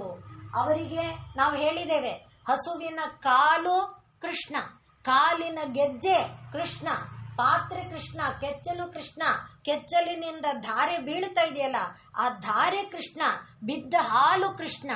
ಹಾಗೆ ಆವಾಗ ಆ ರೀತಿಯಾದ ಒಂದು ಭಾವ ಇದ್ದಾಗ ನಮಗೆ ವಿಶ್ವಾಂಡ ಬ್ರಹ್ಮಾಂಡದಲ್ಲಿ ತುಂಬಿರುವ ಪರತತ್ವ ಅನುಭವಕ್ಕೆ ಬರುತ್ತೆ. ಅದೇ ನಾರಾಯಣಿ ಅನ್ನುವ ಭಾವ. ಆದ್ರಿಂದ ನಾರಾಯಣಿ ಅಂದಾಗ ಪರಮಾತ್ಮನನ್ನ ಎಲ್ಲ ರೂಪದಿಂದ ಪ್ರತಿನಿಧಿಸುವ, ಪ್ರಪಂಚದಲ್ಲಿರುವ ಪ್ರತಿ ಶಬ್ದ, ಪ್ರತಿ ರೂಪ, ಪ್ರತಿ ಏನೇನಿದೆ ನಮ್ಮ ಸಂಬಂಧಗಳು, ತಂದೆ ತಾಯಿ, ಆದ್ರಿಂದಲೇ ಮಾತಾತ್ವಂ ಪಿತಾತ್ವಂ ದೈತ ತನಯಸ್ತ್ವಂ, ಹೀಗೆ ಇದು ಸ್ತೋತ್ರ ರತ್ನದಲ್ಲಿ ಹೇಳ್ತಾರೆ. ನಾವಿಲ್ಲೇ ತ್ವಮೇವ ಮಾತಾ ಚ ಪಿತಹೇ, ಆ ಯಾವ ಸಂಬಂಧ, ನೀನೇ ತಂದೆ ಅನ್ನೋದು ಒಂದು, ತಂದೆನೇ ನೀನು ಅನ್ನೋದು ಒಂದು. ಸ್ಪಷ್ಟ ಆಗ್ತಿದೆ ಅಲ್ವಾ? ಆದ್ರಿಂದ ನಮಗೆ ನೀನೇ ತಂದೆ ಅಂತ ಭಾವಿಸಕ್ಕಾಗಲ್ಲ. ಯಾಕೆ? ಅವನು ಕಾಣಿಸ್ತಾ ಇಲ್ಲ ಅವನಿಗೆ. ಆದರೆ ತಂದೆ ಕಾಣ್ತಾ ಇದ್ದಾನೆ, ತಂದೆ ರೂಪ ಕಾಣ್ತಾ ಇದೆ. ಕಾಣ್ತಾ ಇರುವ, ಅದಕ್ಕೆ ಹೇಳ್ತಾರೆ from the known to the unknown ಅಂತ. ಹಾಗೆ ಕಾಣ್ತಾ ಇರುವ ರೂಪದಿಂದ, ತಂದೆಯ ರೂಪದಿಂದ ನೀ ಎಲ್ಲಿ ಹೋಗ್ಬೇಕು? ಪರಮಾತ್ಮನನ್ನ ಮುಟ್ಟಬೇಕು. ತಂದೆ ರೂಪದಲ್ಲಿ ಪರಮಾತ್ಮ ಇದ್ದಾನೆ, ತಾಯಿ ರೂಪದಲ್ಲಿ ಪರಮಾತ್ಮ ಇದ್ದಾಳೆ, ಒಲೆಯ ರೂಪದಲ್ಲಿ ಪರಮಾತ್ಮ ಇದ್ದಾನೆ, ಬೆಂಕಿಯ ರೂಪದಲ್ಲಿ ಪರಮಾತ್ಮ ಇದ್ದಾನೆ, ಒಲೆ ಮೇಲಿಟ್ಟ ಪಾತ್ರೆಯ ರೂಪದಲ್ಲಿ ಪರಮಾತ್ಮ ಇದ್ದಾನೆ, ಒಲೆಗೆ ಹಾಕಿದ ನೀರಿನ ರೂಪದಲ್ಲಿ ಪರಮಾತ್ಮ. ಇದೆಲ್ಲ ಅಲ್ಲ. ಯಾಕೆ? ತಸ್ಮಾದಾತ್ಮನ ಆಕಾಶ ಸಂಭೂತ ಹೇಳಿ ಮಂತ್ರನೇ ಇದೆ. ಆದ್ರಿಂದ ಹಾಕಿದ ನೀರು, ಉರಿಯುವ ಬೆಂಕಿ, ಪಾತ್ರೆ ಎಲ್ಲವೂ ಕೂಡ, ಮತ್ತೆ ಬೇಯಿಸುವ ಶಕ್ತಿಯಾಗಿ ಅಗ್ನಿ, ಪರಮಾತ್ಮ ಇದ್ದಾನೆ. ಯಾವುದು ನಾನು ಅನ್ನುವುದನ್ನ ಯೋಚನೆ ಮಾಡಿಕೊಂಡಾಗ ನಮ್ಗೆ ಸುಸ್ಪಷ್ಟವಾಗಿ ಇವೆಲ್ಲ ಏನಾಗಿದೆ? ದಾರಿಯಾಗಿದೆ. ಎಲ್ಲಿಗೆ ದಾರಿಯಾಗಿದೆ? ಪರಮಾತ್ಮನನ್ನ ನೋಡುವ ದಾರಿಯಾಗಿದೆ. ಅದನ್ನ ನಾವು ಭಾವಿಸಿಕೊಳ್ಳೋದೇ ನರ ಮತ್ತು ನಾರ. ನಯತೀತಿ ನರಹ ಅನ್ನುವುದು ಒಂದು ನಮ್ಮನ್ನ ಎಲ್ಲಿಗೆ ಕರ್ಕೊಂಡು ಹೋಗುತ್ತೆ ಅಂದ್ರೆ ಪರಮಾತ್ಮನ ಬಳಿಗೆ ಕರ್ಕೊಂಡು ಹೋಗುತ್ತೆ. ಆದ್ರಿಂದ ಅದು ನಾರ. ನಾರ ಅಂದಾಗ ಯಾವ್ದಾಯ್ತು? ಈ ವಿಶ್ವಾಂಡ ಬ್ರಹ್ಮಾಂಡ ಆಯ್ತು. ಅದು ಅಯನ ಯಾರಿಗೆ? ಪರಮಾತ್ಮನಿಗೆ. ಆದ್ರಿಂದ ನಾರಾಯಣ. ಹೀಗೆ ನಾರಾಯಣ ಅನ್ನುವುದನ್ನ ಈ ರೂಪದಲ್ಲಿ ಕೂಡ ನಾವು ಭಾವಿಸಿಕೊಳ್ಳೋದು, ನಾರಾಯಣಿ. ಮತ್ತೆ ನಾರಾಯಣಿ ಅಂದಾಗ ಯಶಸ್ಸಿನಿಂದ, ತೇಜಸ್ಸಿನಿಂದ, ರೂಪದಿಂದ, ಶಕ್ತಿಯಿಂದ ಏನೇನಿದೆ ಎಲ್ಲದರಿಂದ ನಾರಾಯಣನಿಗೆ ಅವಳು ಸಮ ಆಗಿದ್ದಾಳೆ. ಆದ್ರಿಂದ ಅವಳು ನಾರಾಯಣಿ. ಆದ್ರಿಂದ ನಾರಾಯಣಿ ಯಶಸ ತೇಜಸ ರೂಪೈ ನಾರಾಯಣ ಸಮ ಗುಣೈ, ಗುಣಗಳಿಂದಲೂ ಕೂಡ ನಾರಾಯಣನಲ್ಲಿ ಅನಂತ ಕಲ್ಯಾಣ ಗುಣಗಳು, ಆ ಅನಂತ ಕಲ್ಯಾಣ ಗುಣಗಳು ಇವಳಲ್ಲೂ ಕೂಡ ಇದೆ. ಆದ್ದರಿಂದ ಇವಳು ಶಕ್ತಿ ನಾರಾಯಣ ರೂಪ ಇಯಂ, ನಾರಾಯಣನದೇ ಸ್ವರೂಪ. ಆದ್ರಿಂದ ಇವಳು ನಾರಾಯಣೀ ಸ್ಮೃತ ಎಂಬುದಾಗಿ ಬ್ರಹ್ಮವೈವರ್ತ ಪುರಾಣದಲ್ಲಿ ಕೂಡ ಅವಳನ್ನ ನಾರಾಯಣಿ ಎಂಬುದಾಗಿ ಯಾಕೆ ಕರೆದಿದ್ದಾರೆ ಅಂತ ಹೇಳಿದೆ. ಈಗ ನಾರ ಎನ್ನುವುದನ್ನ ನಾವು ಅಧ್ಯಾತ್ಮ ಜ್ಞಾನ ಅನ್ಕೊಂಡ್ವಿ. ಆ ಜ್ಞಾನ ಮಾರ್ಗವನ್ನ ಕರುಣಿಸುವವಳಾದ್ರಿಂದ, ಜ್ಞಾನ ಮಾರ್ಗದ ಮೂಲಕ ನಮಗೆ ದೊರೆಯುವವಳಾದ್ರಿಂದ ಅವಳು ನಾರಾಯಣಿ. ಜ್ಞಾನ ಮಾರ್ಗದಿಂದ ದೊರೆಯುವವಳಾದ್ರಿಂದ ಅವಳ ಸ್ವರೂಪನೇ ಸತ್ಯಜ್ಞಾನಾನಂದ. ಆದ್ರಿಂದ ಆ ಜ್ಞಾನ ಸ್ವರೂಪಿಣಿ ಅವಳು, ಆ ಜ್ಞಾನದ ಮೂಲಕ ನಮಗೆ ದೊರಕುವವಳವಳು. ಆದ್ದರಿಂದ ಅವಳು ನಾರಾಯಣಿ. ಇನ್ನು ಎಲ್ಲಕ್ಕಿಂತ ಹೆಚ್ಚು ವಿಶೇಷವಾಗಿ ನೃಣಾತಿ ಅಂದ್ರೆ ಹೋಗೋದು ಅಂತ. ದೇವರು ಈಗ ನಾವು ಹೇಳ್ಕೊಂಡಿರೋದನ್ನೇ ಎಲ್ಲಿಂದ ಹೇಳಿದ್ವಿ? ತಂದೆ ಕಾಣ್ತಾನೆ, ಕಾಣದೇ ಇರುವ ತಂದೆಯನ್ನ ಕಾಣುವ ತಂದೆ ಮೂಲಕ ಹೋಗೋದು ಅಂತ ಹೇಳಿದ್ವಿ. ಈಗ ಹಾಗಲ್ಲ, ತಾಯಿನೇ ಅಂದ್ರೆ ದೇವಿನೇ, ಪರಬ್ರಹ್ಮ ಸ್ವರೂಪನೇ. ನಾವು ಕೂಗಿಕೊಂಡ ತಕ್ಷಣ ಯಾರನ್ನ ಕೂಗ್ತೇವೋ ಆ ರೂಪದಲ್ಲಿ ಅವಳು ಬರ್ತಾಳೆ. ಗಚ್ಚತಿ, ನಮ್ಮ ಬಳಿಗೆ ಬರ್ತಾಳೆ. ಆಹಾರ ಬೇಕು, ಆಹಾರ ಬೇಕು, ಆಹಾರ ಬೇಕು. ಇದರಲ್ಲಿ ಒಂದಿದೆ ನೋಡಿ, ಏನು ಪಾಪವಂತೆ ಪುಣ್ಯವಂತೆ ಒಂದು ಅರಿಯೇನ ಹಸಿವೆ ತಾಳೆಲ್ಲಾರೆಪ್ಪ, ನಾನು ಅನ್ನ ಬೇಕು ನನಗೆ. ಹಾಗೆ ಆದ್ರಿಂದ ಯಾವ ರೂಪದಲ್ಲಿ ಅನ್ನ ಬೇಕು, ಅನ್ನ ರೂಪದಲ್ಲಿ, ಬಂಧು ಬೇಕು ಬಂಧು ರೂಪದಲ್ಲಿ, ಮಗು ಬೇಕು ಮಗು ರೂಪದಲ್ಲಿ, ಯಾವ ರೂಪದಲ್ಲಿ ಗಚ್ಚತಿ ಕೂಗಿದವರ ಬಳಿಗೆ ಅವಳು ಬರ್ತಾಳೆ. ನೃ ಅಂದ್ರೆ ಗಚ್ಚತಿ. ಹಾಗೆ ಬಂದು ಅವರನ್ನೇನ್ ಮಾಡ್ತಾಳೆ? ತನ್ನ ಪ್ರೀತಿಯ ಬಂಧನದಲ್ಲಿ ಅವಳು ಸೇರಿಸ್ಕೊತಾಳೆ. ಹಾಗಾಗಿ ಅವಳು ನಾರಾಯಣಿ. ನೃಣಾತಿ ಅಂದ್ರೆ ಗಚ್ಚತಿ, ಎಲ್ಲ ಜೀವಿಗಳ ಸಮೂಹ. ಆದ್ರಿಂದ ಒಂದು ಜೀವ ಅಲ್ಲ, ಒಂದು ಜೀವಿ ಅಲ್ಲ, ಎಲ್ಲ ಜೀವಿಗಳ ಸಮೂಹ ರೂಪದಲ್ಲಿರುವ ತಾಯಿ ತಾನೇ ಅವರ ಬಳಿಗೆ ಬಂದು, ಹೇಗೆ ನೀರು ಕೆರೆನಲ್ಲಿದೆ, ಸಮುದ್ರದಲ್ಲಿದೆ, ನದಿಯಲ್ಲಿದೆ, ಅದನ್ನ ನಾವು ಈಗ ನಮ್ಮ ತೋಟಕ್ಕೆ ತರಬೇಕಾದ್ರೆ ಕಾಲುವೆಗಳ ಮೂಲಕ ಹರಿಸಿದ್ವಿ. ಈಗ ಕಾವೇರಿ ನೀರು, ವರುಣ ನಾಲೆ, ಆ ನಾಲೆಗಳಲ್ಲಿ ಬಂತು. ಹಾಗೆ ಬಂದ ನಾಲೆ ನೀರನ್ನ ಏನ್ ಮಾಡ್ತಾನೆ ರೈತ? ತನ್ನ ಹೊಲಕ್ಕೆ ಹಾಕೋತಾನೆ. ತನ್ನ ಹೊಲಕ್ಕೆ ಹಾಕಿದಾಗ ವೃತ್ತಾಕಾರದ ಹೊಲದ ಮಡು ಇದ್ರೆ ವೃತ್ತಾಕಾರ, ಚಚ್ಚೌಕಾಕಾರ ಇದ್ರೆ ಚಚ್ಚೌಕಾಕಾರ, ತ್ರಿಕೋಣಾಕಾರ ನೀರು ಹಾಗೆ ಹರಿಯುತ್ತೆ ತಾನೆ. ಹಾಗೆ ದೇವಿ ಅವರ ಬಳಿಗೆ ಬಂದು ಅವರವರ ರೂಪನ್ನ ಅವಳೇ ತಳೀತಾಳೆ. ಆದ್ರಿಂದ ಈಗ ತಳೆದಿರುವ ರೂಪ ಎಲ್ಲ ಯಾರು? ದೇವಿನೇ. ತಳೆದಿರುವ ರೂಪ, ನಿನ್ನ ಕಣ್ಣಿಗೆ ಕಾಣುವ ಎಲ್ಲ ರೂಪ ದೇವಿನೇ. ಆ ಒಂದು ಭಾವದಿಂದ ನೋಡಿದಾಗಲೇ ನಾರಾಯಣಿಯ ಸ್ವರೂಪ ನಮಗೆ ಅರ್ಥ ಆಗೋದು.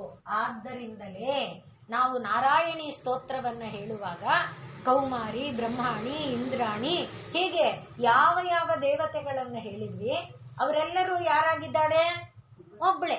ಆದ್ರಿಂದ ಶುಂಭ ಅಂದಾಗ, ಅಮ್ಮ ನೀನೇ ಬೇಕಾ ದೊಡ್ಡ ಮನುಷ್ಯ? ಏನ್ ಹೇಳ್ತಾನೆ? ಗರ್ವಿಷ್ಠೆ ನೀನು ಅಂತಾನೆ. ನಿನಗೆ ಗರ್ವ ಜಾಸ್ತಿ, ಇಷ್ಟು ಜನರ ಸಹಾಯ ತಗೊಂಡು ನನ್ನೊಬ್ಬಳ ಜೊತೆ ಯುದ್ಧ ಮಾಡಕ್ ಬಂದಿದೀಯಾ ಅಂತ. ಓ ಹೌದಾ ಮಗು, ನಿನಗೆ ಇಷ್ಟೊಂದು ಜನ ಕಾಣಿಸ್ತಾ ಇದ್ದಾರಾ? ಆಯ್ತು, ನಾನು ಒಬ್ಳೆ ಆಗ್ತೀನಿ ನೋಡು ಅಂತ ಹೇಳಿದ್ಲು. ಏನ್ ಮಾಡಿದ್ಲು? ಎಲ್ಲರನ್ನ ಒಳಗೆ ತಗೊಂಡ್ಬಿಟ್ಲು. ಆಗ್ಲೂ ಇದ್ದವಳು ನಾರಾಯಣಿನೇ. ಈಗ ಕೌಮಾರಿ ರೂಪದಲ್ಲಿರೋಳು ನಾರಾಯಣಿ, ಬ್ರಹ್ಮಾಣಿ ರೂಪದಲ್ಲಿರೋಳು ನಾರಾಯಣಿ, ಇಂದ್ರಾಣಿ ರೂಪದಲ್ಲಿರೋಳು ನಾರಾಯಣಿ, ವೈಷ್ಣವಿ ರೂಪದಲ್ಲಿರೋಳು ನಾರಾಯಣಿ. ಎಲ್ಲರೂ ಅದಕ್ಕೆ ನಾವು ಈ ಸ್ತೋತ್ರವನ್ನ ನೋಡುವಾಗ ಅವರವರ ರೂಪದಲ್ಲಿ ಅವರವರದೇ ಆಯುಧ ಎಲ್ಲ ಹಿಡ್ಕೊಂಡಿದ್ದಾಳೆ. ಆದ್ರೆ ಏನಾದ್ಲು? ಒಂದೇ ನಾರಾಯಣಿ. ಬ್ರಹ್ಮಾಣಿ ಅಂತ ಹೇಳಿ ನಿಲ್ಲಿಸ್ಬೋದಲ್ಲ, ಬ್ರಹ್ಮಾಣಿ ರೂಪ ನಾರಾಯಣಿ ಅಲ್ವಾ? ಅಲ್ಲಿಗೇನಾಯ್ತು? ಯಾವ ಯಾವ ವಿವಿಧ ರೂಪಗಳನ್ನ ನಾವು ನೋಡ್ತಾ ಇದ್ದೇವೆ, ಆ ಎಲ್ಲ ವಿವಿಧ ರೂಪನೂ ನಾರಾಯಣಿ. ಅದನ್ನ ನಾವು ಭಾವಿಸಿಕೊಂಡಾಗ ಲೋಕದಲ್ಲಿ ಯಾರ್ಯಾರು ಏನೇನು ಭಾವಿಸ್ತಾರೆ, ಆ ರೂಪದಲ್ಲಿ ಅವರಿಗೆ ಆ ರೂಪದಲ್ಲಿ ಅವಳು ಕಾಣ್ತಾಳೆ. ಆದ್ರಿಂದ ಅವಳು ನಾರಾಯಣಿ, ಆ ನಾರಾಯಣಿ ಸ್ವರೂಪ. ಹಾಗಾಗಿ ತಾನು ಮಾನವರನ್ನ ಸೃಷ್ಟಿ ಮಾಡಿ ತತ್ಸೃಷ್ಟ ತದೇವ ಅನುಪ್ರಾವಿಶತ್ ಅನ್ನುವಂತೆ ಪ್ರವೇಶಿಸಿ ಅವರವರ ರೂಪದಲ್ಲಿ ಅವಳಿದ್ದುಕೊಂಡು ಅವರವರಿಗೆ ಅವರವರ ಬೇಕಾದ ಆಹಾರಾದಿಗಳನ್ನ ಕೊಟ್ಟುಕೊಂಡು ಲೋಕವನ್ನ ನಿಯಮನ ಮಾಡ್ತಾ ಲೋಕವನ್ನ ತನ್ನೊಳಗೆ ಸೆಳೆದುಕೊಳ್ಳುತ್ತಾ, ಲೋಕವನ್ನೇ ತನ್ನದ ದಾರಿ ಮಾಡಿಕೊಂಡು, ಲೋಕವನ್ನೇ ತನ್ನ ಒಳಗೆ ಸೆಳೆದುಕೊಳ್ಳುವ ದಾರಿಯಾಗಿ ಮಾಡಿಕೊಂಡು ಇರುವಂತಹ ದೇವಿಯಾದ ಕಾರಣ ಅವಳು ನಾರಾಯಣಿ. ಈ ಎಲ್ಲದರಿಂದ ನಮಗೆ ಗೊತ್ತಾಗಿದ್ದೇನಪ್ಪಾ ಅಂದ್ರೆ, ಸೃಷ್ಟಿ ಸ್ಥಿತಿ ಲಯಗಳನ್ನ ಮಾಡುವಂಥ ಪರತತ್ವ ಸ್ವರೂಪಿಣಿ ಯಾರಿದ್ದಾಳೋ ಅವಳೇ ನಾರಾಯಣಿ. ಈಗ ನರಹ ಅಂದ್ರೆ ನಾಶ ಅಂತ, ನಾಶರಹಿತವಾದ ಧರ್ಮ ಯಾರದು? ಆ ನಾಶ ಅಂದ್ರೆ ಮೃತ್ಯುರಹಿತಳು, ಇವಳು ನಿತ್ಯ ನಿರಂತರ ಸನಾತನಿ, ಅದನ್ನ ನಾವು ಹೇಳ್ಕೊಂಡಿದ್ದೇವೆ. ಆದ್ರಿಂದ ಇವಳು ನಾರಾಯಣಿ. ಹೀಗೆ ತಾಯಿ ನಾರಾಯಣಿ ಆಗಿ ಈಗ ನಾವು ಏನಂತ ನಾರಾಯಣಿ ಅಂತ ಭಾವಿಸ್ಕೊಳ್ಬೇಕು? ಮೊದಲನೆಯದಾಗಿ ನಾರಾಯಣನ ಸೋದರಿ ನಾರಾಯಣಿ, ಎರಡನೆಯದಾಗಿ ಶಂಖಚಕ್ರ ಗದಾದಿಗಳನ್ನ ಹೊಂದಿರೋದರಿಂದ ನಾರಾಯಣಿ, ಮೂರನೆಯದಾಗಿ ನಾರಾಯಣನು ಮಾಡುವಂತಹ ಕೆಲಸಗಳು ಏನದು? ಆರ್ತರು, ವಿಷಣ್ಣರು, ದುಃಖಿತರು, ಪೀಡಿತರು, ಬಾಧಿತರು ಎಲ್ಲರ ದುಃಖವನ್ನ ನಿವಾರಣೆ ಮಾಡುವವನಾಗಿ ಇರುವ ನಾರಾಯಣನ ಸ್ವರೂಪಿಯಾಗಿ ಅವಳೂ ಕೂಡ ಶರಣಾಗತ ದೀನಾರ್ಥ ಪರಿತ್ರಾಣ ಪರಾಯಣೆಯಾಗಿ ಇರುವುದರಿಂದ ನಾರಾಯಣಿ. ಹಾಗೆ ನರರೆಲ್ಲರ ದಾರಿಯಾಗಿರುವುದರಿಂದ ನಾರಾಯಣಿ. ಅಧ್ಯಾತ್ಮ ಜ್ಞಾನವನ್ನ ಕೊಡುವುದರ ಕಾರಣ ನಾರಾಯಣಿ. ಅಧ್ಯಾತ್ಮ ಅಂದ್ರೆ ಲೋಕದಲ್ಲಿ ಎಲ್ಲೆಲ್ಲೂ ಅಡಗಿರುವ ಪರತತ್ವದ ಸ್ವರೂಪವನ್ನ ಆಯಾ ರೂಪಗಳ ಮೂಲಕ, ಅಂದ್ರೆ ಇರುವೆ, ಆನೆ, ಕುದುರೆ ಇತ್ಯಾದಿ, ಮೇಕೆ, ಕಪ್ಪೆ ಎಲ್ಲ ರೂಪಗಳ ಮೂಲಕ ಅವಳು ಏನನ್ನು ತೋರಿಸ್ಕೊಡ್ತಾ ಇದ್ದಾಳೆ? ಆ ಪರತತ್ವದ ರೂಪವನ್ನೇ ತೋರಿಸಿಕೊಡ್ತಾ ಇದ್ದಾಳೆ. ಆ ರೀತಿಯಲ್ಲಿ ನಾರಾಯಣಿ. ಹಾಗೆ ತಾನೇ ಕೂಗಿದವರ ಬಳಿಗೆ ಅವರು ಕೂಗಿದ ರೂಪದಲ್ಲಿ ಅವರ ಬಳಿಗೆ ಬರ್ತಾಳೆ. ಹಾಗೆ ಎಷ್ಟು ರೀತಿಯಲ್ಲಿ ನಾರಾಯಣಿ ನೋಡಿ. ಅದೆಲ್ಲದರ ಜೊತೆಯಲ್ಲಿ ಯಾವ ವಿಶ್ವವನ್ನ ತನ್ನ ದಾರಿಯಾಗಿ ಮಾಡಿಕೊಂಡು ತಾನು ವಿಕಾಸ ಆದ್ಲೋ, ಆ ವಿಶ್ವವನ್ನೇ ತನ್ನ ದಾರಿಯಾಗಿ ಮಾಡಿಕೊಂಡು ತನ್ನೊಳಗೆ ಸೇರಿಸಿಕೊಳ್ಳುವಾಗಲೂ ಕೂಡ ನಾರಾಯಣಿನೇ. ಈಗ ಒಂದು ಬೀಜ ಏನಾಯ್ತು? ಬೀಜದ ಒಂದು ಸಣ್ಣ ಕಣ್ಣಿತ್ತಲ್ಲ, ಆ ಕಣ್ಣಿನಿಂದ ವಿಕಾಸದ ದಾರಿ ತಂದ್ಕೊಳ್ತು ಬಿಂದುವಿಂದ. ಎಲ್ಲರಿಗೆ ಗೊತ್ತಿದೆ ಅದು. ಒಂದು ಬೀಜ ನೀರಿನಲ್ಲಿ ಹಾಕಿದ್ರೆ ಒಂದು ಸಣ್ಣ ತೂತು ಕಾಣುತ್ತೆ 2 ದಿನಕ್ಕೆ. ಆ ಸಣ್ಣ ತೂತಿನಿಂದ ಒಂದು ಕಡ್ಡಿ ತರದು ಆಚೆ ಬರುತ್ತೆ ಒಂದ್ ಸ್ವಲ್ಪ ಹೊತ್ತಿಗೆನೆ. ಅದಾದ್ಮೇಲೆ ಆ ಕಡ್ಡಿ ಬೆಳೀತಾ ಬರುತ್ತೆ. ಬೆಳೀತಾ ಬಂದ ಕಡ್ಡಿ ಬಗ್ಗತ್ತೆ ಅಲ್ವಾ? ಆ ಬಗ್ಗಿದಾದ್ಮೇಲೆ ಇದು ದಪ್ಪಕ್ಕಿದ್ದಿದ್ದು ಹೀಗಾಗತ್ತೆ. ಇವೆಲ್ಲ ಆಗುವಾಗ ಯಾವ ಒಂದು ವಿಕಾಸದ ಹಂತಗಳನ್ನ ಹೊಂದ್ಕೊಳ್ತು. ಹಾಗೆ ವಿಕಾಸ ಹೊಂದಿದ ಹಂತದ ದೊಡ್ಡ ಮರ ಅಥವಾ ಗಿಡಗಳೇ ಕೊನೆಗೆ ಬೀಜ ರೂಪ ಆದಾಗ ಏನಾಯ್ತು? ಇದೇ ಎಲ್ಲ ಅಲ್ಲೇ ಸೇರ್ಕೊಳ್ತು. ಆ ರೀತಿಯಲ್ಲಿ ತಾಯಿ ವಿಕಾಸಗೊಳ್ಳುವ ಮಾರ್ಗನೂ ತಾಯಿ, ಸಂಕೋಚಗೊಳ್ಳುವ ಮಾರ್ಗನೂ ತಾಯಿ. ಎಲ್ಲವೂ ಕೂಡ ಆ ಪರಬ್ರಹ್ಮ ಸ್ವರೂಪ ಎನ್ನುವುದನ್ನ ತೋರಿಸಿಕೊಡುವಂಥದ್ದಿದೆಯಲ್ಲ, ಆ ಜ್ಞಾನವೂ ಕೂಡ ನಾರಾಯಣಿ, ಆ ಜ್ಞಾನನೂ ನಾರಾಯಣಿ, ಆ ಜ್ಞಾನದಿಂದ ಹೊಂದುವ ತತ್ವವೂ ಕೂಡ ನಾರಾಯಣಿ. ಹೀಗೆ ನಾರಾಯಣಿ ತತ್ವವನ್ನ ನೋಡಿದ ಮೇಲೆ ಮುಂದಿನ ನಾಮ ನಾದ ರೂಪ. ಈಗ ಇಷ್ಟೊಂದು ಒತ್ತಿ ಹೇಳಿದಾಗ ತಲೆ ಒಳಗೆ ಆ ನಾರಾಯಣ ಸ್ವರೂಪ ಉಳಿದ್ರೆ ನಾದ ಸುಲಭವಾಗಿ ಅರ್ಥ ಆಗುತ್ತೆ. ಯಾಕೆ ಅಂದ್ರೆ ನಾರಾಯಣ ಇರುವ ಜಾಗದಲ್ಲಿ ನಾದ ಇದೆ, ನಾದ ಇರುವ ಜಾಗದಲ್ಲಿ ನಾರಾಯಣ ಇದೆ. ಆದ್ರಿಂದ ನಾದ ಇಲ್ಲದೆ ಯಾವುದೂ ಇಲ್ಲ. ಇದು ಹೀಗಿದೆ, ಇದರಲ್ಲಿ ಎಲ್ಲಿದೆ ನಾದ ಅಂತ ನಮಗೆ ಅನ್ನಿಸಬಹುದು. ಕೇಳುವ ಕಿವಿ ನಮಗಿಲ್ಲ, ಅಂದ್ರೆ ಅಷ್ಟು ಸೂಕ್ಷ್ಮವಾದ. ಯಾಕೆಂದ್ರೆ ಈ ಕಿವಿಗಳಿಗೆ ಒಂದು ಪರ್ಟಿಕ್ಯುಲರ್ ಡೆಸಿಬಲ್ ಅಂದ್ರೆ ಯಾವುದೋ ಒಂದು ತರಂಗಾಂತರವನ್ನ ಮಾತ್ರ ಗ್ರಹಿಸುವ ಶಕ್ತಿ ಇದೆ. ಆ ತರಂಗಾಂತರವನ್ನ ಮೀರಿದ, ತರಂಗಾಂತರಕ್ಕಿಂತ ಕಡಿಮೆಯಾದ ಶಬ್ದಗಳನ್ನು ಗ್ರಹಿಸೋದಕ್ಕಾಗಲ್ಲ. ಕಣ್ಣನ್ನೇ ತಗೊಳ್ಳಿ, ನಾವು ಅದನ್ನ ನೋಡಿದ್ದೇವೆ. ಕಣ್ಣಿಗೆ ಒಂದು ವ್ಯಾಪ್ತಿಯ ಅಂದ್ರೆ ಎಷ್ಟೋ ಅಳತೆಯ ದೂರದ್ದನ್ನ ಗ್ರಹಿಸೋ ಶಕ್ತಿ ಇದೆ. ಅದೇ 1 ಕಿಲೋಮೀಟರ್ದನ್ನ ಗ್ರಹಿಸೋ ಶಕ್ತಿ ಇದೆಯಾ? ಖಾಲಿ ಜಾಗ ಇದ್ರೂ ಗ್ರಹಿಸಕ್ಕಾಗಲ್ಲ. ಇನ್ನು ಅಡಚಣೆಗಳಿದ್ರೆ ಅಂತೂ ಗ್ರಹಿಸಕ್ಕೆ ಆಗಲ್ಲ. ಆದ್ರಿಂದ ಅಂದ್ರೆ ಕಣ್ಣಿದೆ, ನೋಡೋ ಶಕ್ತಿ ಇದೆ, ಆತ್ಮ ಇದೆ. ಆದರೂ ಅದರ ಶಕ್ತಿ ಏನಾಗಿದೆ? ಸೀಮೆ ಆಗಿದೆ. ಈಗ ಕಣ್ಣೊಳಗೆ ಇಟ್ಟಿರುವ ಕಪ್ಪು ಕಾಣುತ್ತಾ? ನನ್ನ ಕಣ್ಣೊಳಗಿರುವ ಗುಡ್ಡೆ ಕಾಣುತ್ತಾ? ನಂದೇ ಕಣ್ಣು ತಾನೆ. ನಿನ್ನ ಕಣ್ಣಿನ ಗುಡ್ಡೆ ಕಾಣುತ್ತೆ, ನನ್ನ ಕಣ್ಣಿನ ಗುಡ್ಡೆ ಕಾಣುತ್ತೋ? ಇಲ್ಲ. ಆದ್ದರಿಂದ ಹಾಗೆ ಅಂದ್ರೆ ನಮ್ಮ ಶಕ್ತಿನೇ ಆದ್ರೂ ಸೀಮೆ ಇದೆ. ಆ ಸೀಮೆಯನ್ನ ನಾವು ಆದ್ರಿಂದ ನಮಗದು ಗ್ರಹಿಕೆ ಇದ್ರೂ ಗ್ರಹಿಸಕ್ಕಾಗ್ತಿಲ್ಲ. ಹಾಗೆ ಇವುಗಳೊಳಗೆ ಶಬ್ದ ಇದೆ, ಆ ಶಬ್ದ ತರಂಗ ನಮಗೆ ಗೊತ್ತಾಗ್ತಾ ಇಲ್ಲ. ಇದು ಸತ್ತೋಗಿರುವ ಒಣಗಿದ ಒಂದು ಮರ, ಆದ್ರೆ ಇಲ್ಲಿ ನಾನು ಕಿವಿ ಇಟ್ರೆ ನನಗೆ ಶಬ್ದ ಕೇಳುತ್ತೆ. ಗಮನಿಸಿದರೆ ಇಲ್ಲಿ ನನಗೆ ಶಬ್ದ ತರಂಗಗಳು ಪಾಸ್ ಆಗ್ತಾ ಇರೋದು ಅಂದ್ರೆ ಎಲ್ಲೆಲ್ಲೂ ಶಬ್ದ ಇದೆ, ಅದು ಇದರ ಮೂಲಕ ಪಾಸ್ ಆಗೋದು ನನಗೆ ಕೇಳುತ್ತೆ. ಇದರ ಮೇಲೆ ನಾನು ಕಿವಿ ಇಟ್ಟು ಎಲ್ಲ ಮೌನದಿಂದ ಆಲಿಸಿದರೆ ಕೇಳುತ್ತೆ. ಹಾಗೆ ನಾದ ಇಲ್ಲದ ಜಾಗ ಅನ್ನೋದು ಎಲ್ಲಾದ್ರೂ ಇದೆಯಾ, ಯಾವುದಾದ್ರೂ ಇದೆಯಾ ಅಂದ್ರೆ ಯಾವುದೂ ಇಲ್ಲ, ಎಲ್ಲೂ ಇಲ್ಲ. ಇದನ್ನ ನಮ್ಮಲ್ಲಿ ಭರ್ತೃಹರಿ ಎನ್ನುವನು ವಾಕ್ಯಪದೀಯ ಅಂತ ಒಂದು ಕೃತಿಯನ್ನ ರಚನೆ ಮಾಡಿದ್ದಾನೆ. ಇದೆಲ್ಲ ಋಷಿಗಳು ಅಂತರಂಗದಲ್ಲಿ ಕಂಡುಕೊಂಡಿದ್ದಾರೆ. ಅವನು ಸಾಧ್ಯವಾದಷ್ಟು ಅದನ್ನ ನಮಗೆ ಮಾಡಿಸೋದಕ್ಕೆ ಆ ಕೃತಿಯನ್ನ ಬರೆದಿದ್ದಾನೆ, ವಾಕ್ಯಪದೀಯ ಅನ್ನುವುದನ್ನ. ಅಲ್ಲಿ ಶಬ್ದ ಬ್ರಹ್ಮದ ಸ್ವರೂಪವನ್ನ ವಿವರಿಸ್ತಾನೆ. ಶಬ್ದ ಬ್ರಹ್ಮ ಅಂದ್ರೆ ದೊಡ್ಡದು ಅಂತ ಅಷ್ಟೇ ಅರ್ಥ. ಬ್ರಹ್ಮ ಅಂದ್ರೆ ದೊಡ್ಡದು. ಎಷ್ಟು ದೊಡ್ಡದು ಅಂದ್ರೆ ಅದಾದ್ಮೇಲೆ ಒಂದು ಕೂದಲಷ್ಟು ಯಾವುದೂ ಇಲ್ಲ, ಅಷ್ಟು ದೊಡ್ಡದು. ಅದನ್ನ ಬ್ರಹ್ಮ ಅಂತ ಅರ್ಥ. ಆದ್ರಿಂದ ಆ ಶಬ್ದ ಹೇಗೆ ಬ್ರಹ್ಮವಾಗಿದೆ ಅನ್ನೋದನ್ನ ಪ್ರತಿಪಾದನೆ ಮಾಡುವಾಗ ಇದನ್ನ ನಮಗೆ ತೋರಿಸ್ತಾನೆ. ಇಷ್ಟು ನಾವು ನಾರಾಯಣಿಯಲ್ಲಿ ಹೇಳಿಕೊಂಡ್ವಲ್ಲ, ಒಂದು ಇರುವೆ ಹೋಗೋ ಶಬ್ದ, ಕಾಲಿನ ಶಬ್ದ ಎಲ್ಲಾದ್ರೂ ಇದೆಯಾ? ಇರುವೆ ಹೆಜ್ಜೆ ಶಬ್ದ ಎಲ್ಲಾದ್ರೂ ಕೇಳುತ್ತಾ? ಆದ್ರೆ ಇರುವೆ ಚಲಿಸುವಕ್ಕೂ ಕೂಡ ಶಬ್ದ ಇದೆ. ಎಲ್ಲಕ್ಕಿಂತ ಇದು ಈಗ ಮೊಗ್ಗಾಗಿದೆಯಲ್ಲ, ಇದು ಒಂದು ಮೊಗ್ಗಿನ ಒಂದು ದಳ ಹೀಗೆ ಬಿಡಿಸ್ಕೊಳ್ಳುತ್ತಲ್ಲ, ಹೀಗಿದ್ದಿದ್ದು ಬರೀ ಒಂದು ದಳ, ಒಂದು ಚೂರು. ಹೀಗಾದ್ರೆ ಅಲ್ಲಿ ಏರಿದೆ, ಗಾಳಿ ಇದೆ. ಗಾಳಿ ಇದೆ ಅಂದ್ರೆ ಶಬ್ದ ಇದೆ. ಗಾಳಿ ಇರುವ ಜಾಗ, ಗಾಳಿಯಲ್ಲಿ ಶಬ್ದ ತರಂಗ ನಿತ್ಯ ನಿರಂತರ ಸಾಗುತ್ತಾ ಇರುತ್ತೆ. ಆದ್ರಿಂದ ಮೊಗ್ಗಾದದ್ದು ಒಂದಿಷ್ಟೇ ಕೂದಲಷ್ಟು ಹೀಗಾದ್ರೆ ಅಲ್ಲಿ ಶಬ್ದ ಇದೆ.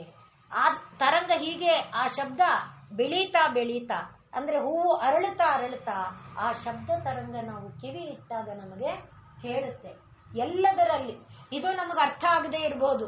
ನದಿ ಹರಿಯುವಾಗ ಶಬ್ದ ಇದೆಯಾ?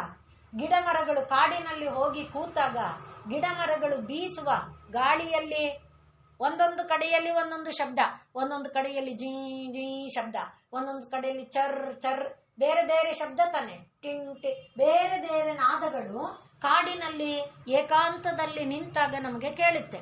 ಅದು ಒಂದು ನದಿ ದಡದಲ್ಲಿ ಒಂದು ಕಲ್ಲು ಬಂಡೆ ಮೇಲೆ ಒಂದು 2-3 ನಿಮಿಷ ಕೂತರೆ ಎಷ್ಟು ವಿವಿಧ ನಾದಗಳು ನಮಗೆ ಕೇಳುತ್ತೆ. ಇದರ ಜೊತೆಯಲ್ಲಿ ಶಬ್ದ, ಹಕ್ಕಿಗಳ ಶಬ್ದಗಳು, ಚಿಲಿಪಿಲಿ ನಾದಗಳು, ಈ ಕೀಟಗಳು ಚಿರಿಚಿರಿ ಚಿರಿಚಿರಿ ಶಬ್ದ ಮಾಡುವ ಕೀಟಗಳು, ಒಂದೊಂದು ಕೀಟದ್ದು ಒಂದೊಂದು ನಾದ ಅಲ್ವಾ? ಈ ಎಷ್ಟೆಲ್ಲ ನಾದ ವೈವಿಧ್ಯ ನಾವು ನೋಡ್ತಾ ಇದ್ದೇವೆ. ಎಷ್ಟು ಜೀವಗಳಿದೆಯೋ ಅಷ್ಟು ನಾದ ವೈವಿಧ್ಯ. ಆ ಎಲ್ಲ ನಾದ ಯಾರು? ದೇವಿನೇ.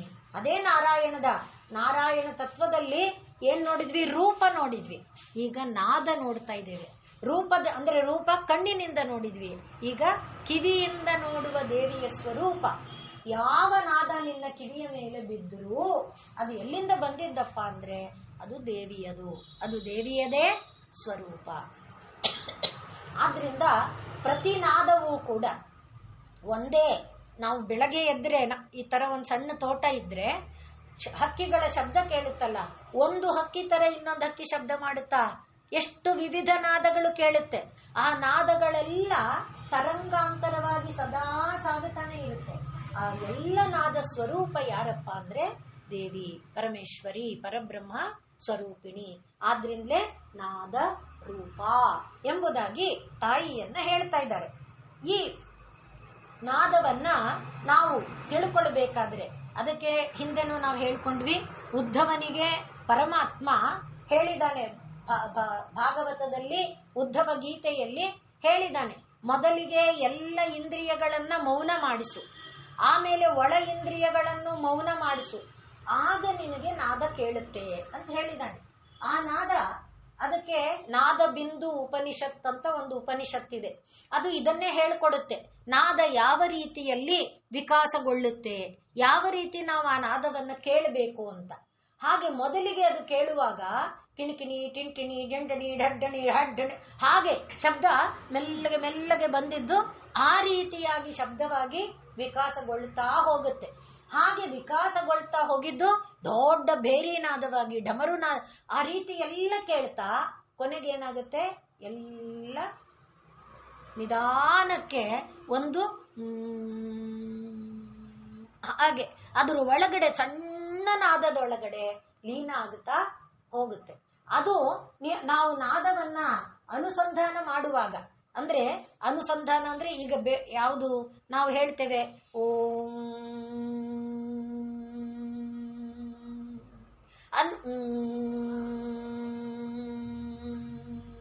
ಅದನ್ನು ಅನುಸರಿಸಿಕೊಂಡು ಹೋಗೋದು ಅನುಸಂಧಾನ ಅಂದ್ರೆ. ಆ ನಾದ ಯಾವ ಕಡೆ ಹೋಗ್ತಾ ಇದೆ ಅದರ ಜೊತೆ ಈ ಮನಸ್ಸನ್ನ ಇಂದ್ರಿಯನ್ನ ನಾವು ಕಳಿಸ್ತಾ ಹೋದ್ರೆ ನಮ್ಗೇನೋ ಪ್ರಯತ್ನ ಪಟ್ಟು ನೋಡಿ ಒಂದು ಅನುಭವ ಆಗುತ್ತೆ, ಒಂದು ಕ್ಷಣಕ್ಕೆ ಜುಮ್ ಅನ್ನುತ್ತೆ, ಶಾಕ್ ಹೊಡೆದಂಗಾಗುತ್ತೆ, ಏನೋ ಆನಂದ ಆಗುತ್ತೆ. ಅದೆಲ್ಲ ನಾದ ಅನುಸಂಧಾನ.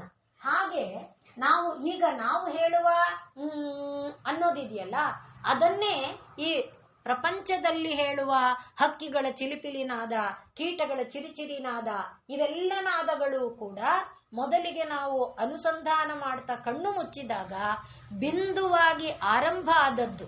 ಆ ಬಿಂದುವಿನಿಂದ ಅದೇನಾಗುತ್ತೆ, ವಿಕಾಸಗೊಳ್ಳುತ್ತಾ ವಿಸ್ತಾರಗೊಳ್ಳುತ್ತಾ ವಿವಿಧ, ಅದೇ ಈಗ ಹೇಳಿದ್ನೆಲ್ಲ ಕಿಂಕಿಣಿ ಟಿಂಟಿಣಿ ಚಿಂಚಿಣಿ ಹಾಗೆ ಶುರುವಾಗಿದ್ದು ಆಮೇಲೆ ಜೋರು ಆಗಿ ಮತ್ತೆ ಅದು ಒಳಗೆ ಇಂಗ್ತಾ ಬರುತ್ತೆ.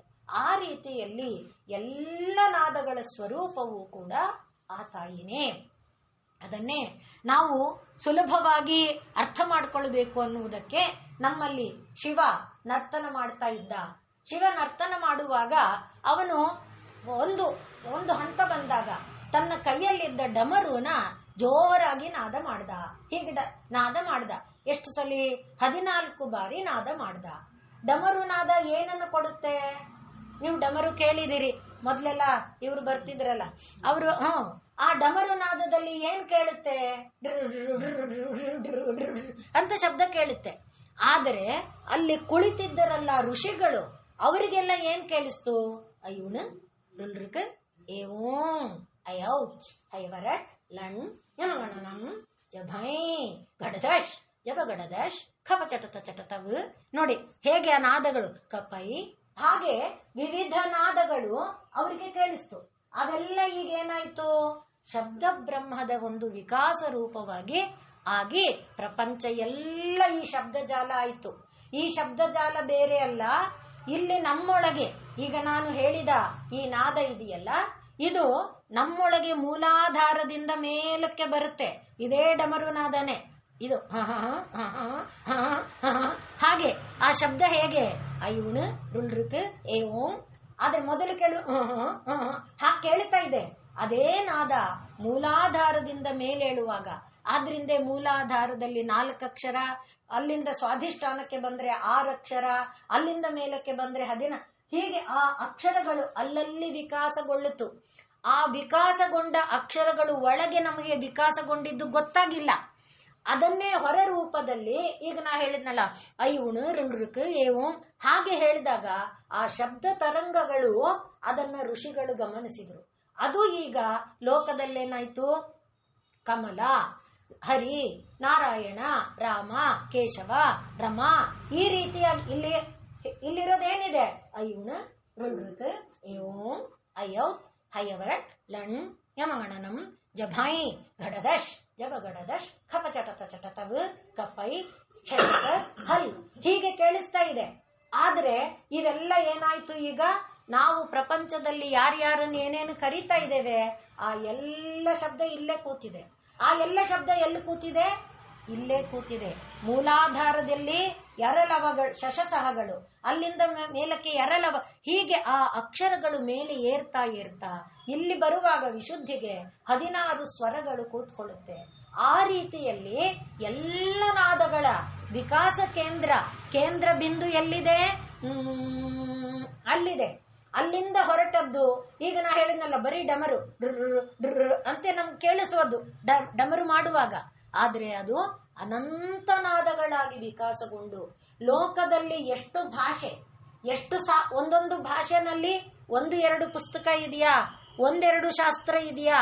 ನಮ್ಮ ಒಂದು ಹಿಸ್ಟ್ರಿ ಅಂತ ತಗೊಂಡ್ರೆ Indian history, ancient Indian history, south Indian history, north Indian history, Asian history, European history ಅಲ್ವೇ. ಅಂದ್ರೆ ಒಂದು ಅದರ ತಿರ್ಗಾ ಹಿಸ್ಟ್ರಿಗೆ ಆರ್ಕಿಯಾಲಜಿ, ನ್ಯೂಮಿಸ್ಮ್ಯಾಟಿಕ್ಸ್, ಒಂದಕ್ಕೆ ಎಪಿಗ್ರಫಿ, ಒಂದು ರಾಶಿ ಇದೆ. ಈ ರೀತಿ ಅಂದ್ರೆ ಒಂದೇ ಹಿಸ್ಟ್ರಿ. ಎಷ್ಟು ಶಾಸ್ತ್ರ, ಒಂದು ಹಿಸ್ಟ್ರಿ ತಯಾರಾಗಬೇಕಾದ್ರೆ ಆರ್ಕಿಯಾಲಜಿ, ಎಪಿಗ್ರಫಿ, ನ್ಯೂಮಿಸ್ಮ್ಯಾಟಿಕ್ಸು ಎಲ್ಲ ಬೇಕು ನಮಗೆ. ಅವೆಲ್ಲದರ ಸಹಾಯದಿಂದ ನಾವು ಚರಿತ್ರೆ ನಿರ್ಮಾಣ ಮಾಡೋದು. ಸುಮ್ಮನೆ ಚರಿತ್ರೆ ಬರೆಯಕ್ಕಾಗಲ್ಲ. ಆದ್ರಿಂದ ಒಂದು ಚರಿತ್ರೆಗೆ ಇವೆಲ್ಲ ಪೂರಕವಾಗಿ ಒಂದು ಶಾಸ್ತ್ರದಲ್ಲಿ ಇಷ್ಟು ವೈವಿಧ್ಯ. ಈ ವೈವಿಧ್ಯದಲ್ಲಿ ಇದು ಶಬ್ದಗಳನ್ನ ಡಿಸೈಫರ್ ಹುಡುಕೋದು. ಅಂದ್ರೆ ಈ ಶಬ್ದ ಹೀಗೆ ಬರೆದಿದ್ರೆ ಏನಿರಬಹುದು, ಆ ರೀತಿ ಪ್ರತಿಯೊಂದು ಒಂದೊಂದು ಶಾಸ್ತ್ರ.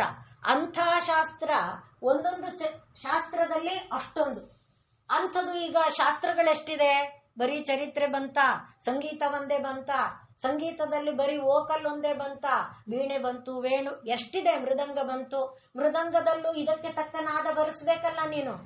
ಆ ರೀತಿ ಯಾವುದನ್ನ ತಗೊಂಡ್ರು ಶಾಸ್ತ್ರ ಎಷ್ಟಿದೆ. ನಮ್ಮ ಬೊಗಸೆ ಎಷ್ಟಿದೆಯೇನು ಶಾಸ್ತ್ರ, ಎಷ್ಟು ಅಪಾರ. ಯಾವ ಶಾಸ್ತ್ರನೂ ಒಂದೇ ಶಾಸ್ತ್ರ ಅಪಾರ. ಅಂಥದ್ದು ಶಾಸ್ತ್ರಗಳು ಅಪಾರ, ಅಪಾರ ಶಾಸ್ತ್ರಗಳು, ಅಪಾರ ಕ್ರಿಯೆಗಳು. ಆದ್ರಿಂದ ಆ ಅಪಾರವಾದ ಎಲ್ಲ ನಾದಗಳ ಮೂಲ ಬಿಂದು ಆ ದೇವಿ. ಅದೆಲ್ಲಿದೆ, ನಮ್ಮ ಒಳಗೆ ಮೂಲಾಧಾರದಿಂದ ವಿಕಾಸಗೊಂಡಿರುವ ಇದರ ಒಳಗಿದೆ. ಆದ್ರಿಂದ ಅದನ್ನ ನಾದರೂಪ, ದೇವಿಯನ್ನ ನಾದರೂಪ ಎಂಬುದಾಗಿ ಕರೀತಾರೆ. ಆದ್ದರಿಂದ ಈಗ ನಿಮ್ಮ ಕಿವಿಗೆ ಬಿದ್ದ ಯಾವ ನಾದವೇ ಆದರೂ, ಹೇಗೆ ಕಣ್ಣಿಗೆ ಕಂಡ ಯಾವ ರೂಪವೇ ಆದರೂ ಅದು ನಾರಾಯಣಿ ಅಂದ್ವಿ, ಹಾಗೆ ಕಿವಿಗೆ ಬಿದ್ದ ಯಾವುದೇ ನಾದವಾದರೂ ಅದು ದೇವಿ, ಪರಬ್ರಹ್ಮ ಸ್ವರೂಪ. ಆ ರೀತಿ ದೇವಿಯನ್ನ ನಾವು ಭಾವಿಸಿಕೊಳ್ಳೋದಿದೆಯಲ್ಲ, ಅದನ್ನ ನಾದ ರೂಪ ಅಂತ ಹೇಳ್ತಾರೆ. ಆದ್ದರಿಂದಲೇ ಈ ನಾದದಿಂದಾನೇ ಇವೆಲ್ಲ ವಿಕಾಸಗೊಂಡಿದೆ. ಆ ವಿಕಾಸಗೊಳ್ಳುವ ಒಂದು ಪ್ರಕ್ರಿಯೆಯನ್ನ ವೇದಗಳು ನಮಗೆ ಹೇಳುತ್ತೆ. ಋಗ್ಭಿ ಪೂರ್ವಾಹ್ಣೇ ದಿವಿ ದೇವಯೀಯತೆ, ಯಜುರ್ವೇದೇ ತಿಷ್ಠತಿ ಮಧ್ಯೆ ಅಹ್ನಃ, ಸಾಮವೇದೇನಾಸ್ತಮಯೇ ಮಹೀಯತೆ. ಹೇಗೆ ರುಕ್ಕು, ಯಜಸ್ಸು, ಸಾಮಗಳು ಅವೆಲ್ಲವೂ ಕೂಡ ಎಲ್ಲ ರುಕ್ ಅಂದ್ರೆ ಯಾವುದೋ ಅಲ್ಲ, ಎಲ್ಲ ಶಬ್ದ ತರಂಗಾನೆ. ಅದನ್ನ ನಾನು ಹೇಳಿದ್ದೇನೆ ನಿಮಗೆ. ಈಗ ರುಕ್ ಅನ್ನುವುದು ಹೇಳುವ ಒಂದು ಕ್ರಮ, ಒಂದು ಮಂತ್ರವನ್ನ ಉಚ್ಚಾರ ಮಾಡುವ ಕ್ರಮ. ಸುಮ್ನೆ ಉದಾಹರಣೆಗೆ ಅಗ್ನಿಮೀಳೆ ಪುರೋಹಿತಂ ಯಜ್ಞಸ್ಯ ದೇವ ಮೃತ್ಯುಜಂ ಹಾಗೆ ಹೇಳಿದರೆ ಅದು ರುಕ್ಕು. ಅಗ್ನಿಮೀಳೆ ಪುರೋಹಿತಂ ಯಜ್ಞಸ್ಯ ದೇವ ಮೃತ್ಯುಜಂ ಹಾಗೆ ಹೇಳಿದರೆ ಅದು ಯಜು. ಅದನ್ನೇ ಅಗ್ನಿ ಹಾಗೆ ಹೇಳಿದ್ರೆ ಅದು ಸಾಮ. ಅಂದ್ರೆ ಹೇಳುವ ಕ್ರಮದಲ್ಲಿ ಇರುವಂತ ವ್ಯತ್ಯಾಸ. ಅಲ್ಲಿಗೇನಾಯ್ತು, ಇದು ತರಂಗಾಂತರವಾಗಿ ಕನ್ವರ್ಟ್ ಮಾಡಿದರೆ ಬೇರೆ ಬೇರೆ ತರಂಗ ಅಷ್ಟೇ ಅಲ್ವಾ. ರುಕ್ ಅನ್ನುವುದು ಬೇರೆ ತರಂಗ, ಯಜಸ್ ಅನ್ನುವುದು ಬೇರೆ ತರಂಗ, ಸಾಮ ಅನ್ನುವುದು ಬೇರೆ ತರಂಗ. ಅಂದ್ರೆ ತರಂಗಾಂತರಗಳ ಮೇಲೆ ಈ ಶಬ್ದ ಇದೆ. ಅದನ್ನೇ ಈ ಮಂತ್ರ ಹೇಳ್ತಾ ಇದೆ. ಋಗ್ಭಿ ಪೂರ್ವಾಹ್ಣೆ ಅಂದ್ರೆ ಸೂರ್ಯೋದಯ ಆಗಿ ಅವನು ಮಧ್ಯಾಹ್ನಕ್ಕೆ ಬರುವಲ್ಲಿಯವರೆಗೆ ಋಗ್ವೇದದ ಕಾಲ. ಋಗ್ಭಿ ಪೂರ್ವಾಹ್ಣೆ ದಿವಿ ದೇವಯೀಯತೆ, ಯಜುರ್ವೇದೇ ತಿಷ್ಠತಿ ಮಧ್ಯೆ ಅಹ್ನಃ. ಮಧ್ಯಾಹ್ನ ಅನ್ನುವುದು ಯಜುರ್ವೇದದ ಸ್ವರೂಪದಲ್ಲಿ ಇದೆ. ಅಂದ್ರೆ ಅರ್ಥ ಏನು, ತೀವ್ರತೆ.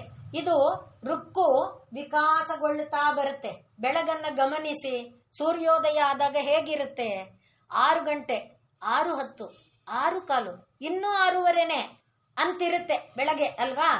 ಅದ್ ಹೇಗೆ ಅಗ್ನಿಮೀಳೆ ಅಂದ್ರೆ ಗತಿ ನೋಡಿ.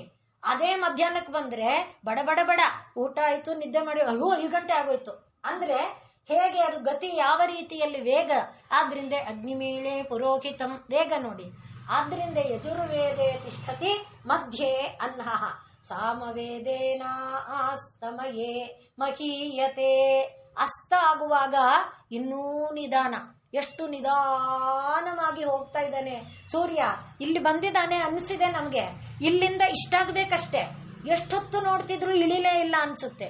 ಹಾಗೆ ಸಾಮವೇದೇನ ಅಸ್ತಮಗೆ, ಇದು ಅನುಭವದ್ದು ಮಾತಷ್ಟೇ, ಅಂದ್ರೆ ಅದೇ ಅರ್ಥ ಅಂತ ಇಟ್ಕೊಳ್ಬೇಡಿ, ಮನಸ್ಸಿಗೆ ನಿಮಗೆ ಚಿತ್ರವರಕ್ಕೆ ಹೇಳ್ತಾ ಇದ್ದೇನೆ.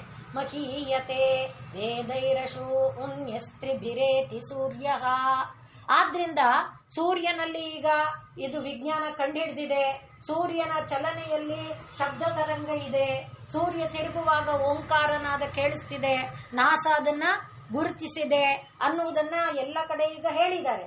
ಆದ್ರಿಂದ ಸೂರ್ಯನಲ್ಲಿರುವ ಆ ಶಬ್ದ ತರಂಗಗಳ ಚಲನೆ, ಈಗ ಶಬ್ದ ತರಂಗಗಳ ಚಲನೆ ಏನಾಯ್ತು, ಹಗಲಿನಲ್ಲಿ ಋಗ್ವೇದವಾದ್ರೆ, ಮಧ್ಯಾಹ್ನದಲ್ಲಿ ಯಜುರ್ವೇದವಾದ್ರೆ, ಸಾಯಂಕಾಲಕ್ಕೆ ಸಾಮ ಆದ್ರೆ, ರಾತ್ರಿಗೆ ಅದು ಅಥರ್ವವಾಗುತ್ತೆ, ಎಲ್ಲದರ ಉಪಸಂಹಾರ ಸ್ವರೂಪವನ್ನ ಹೊಂದುತ್ತೆ.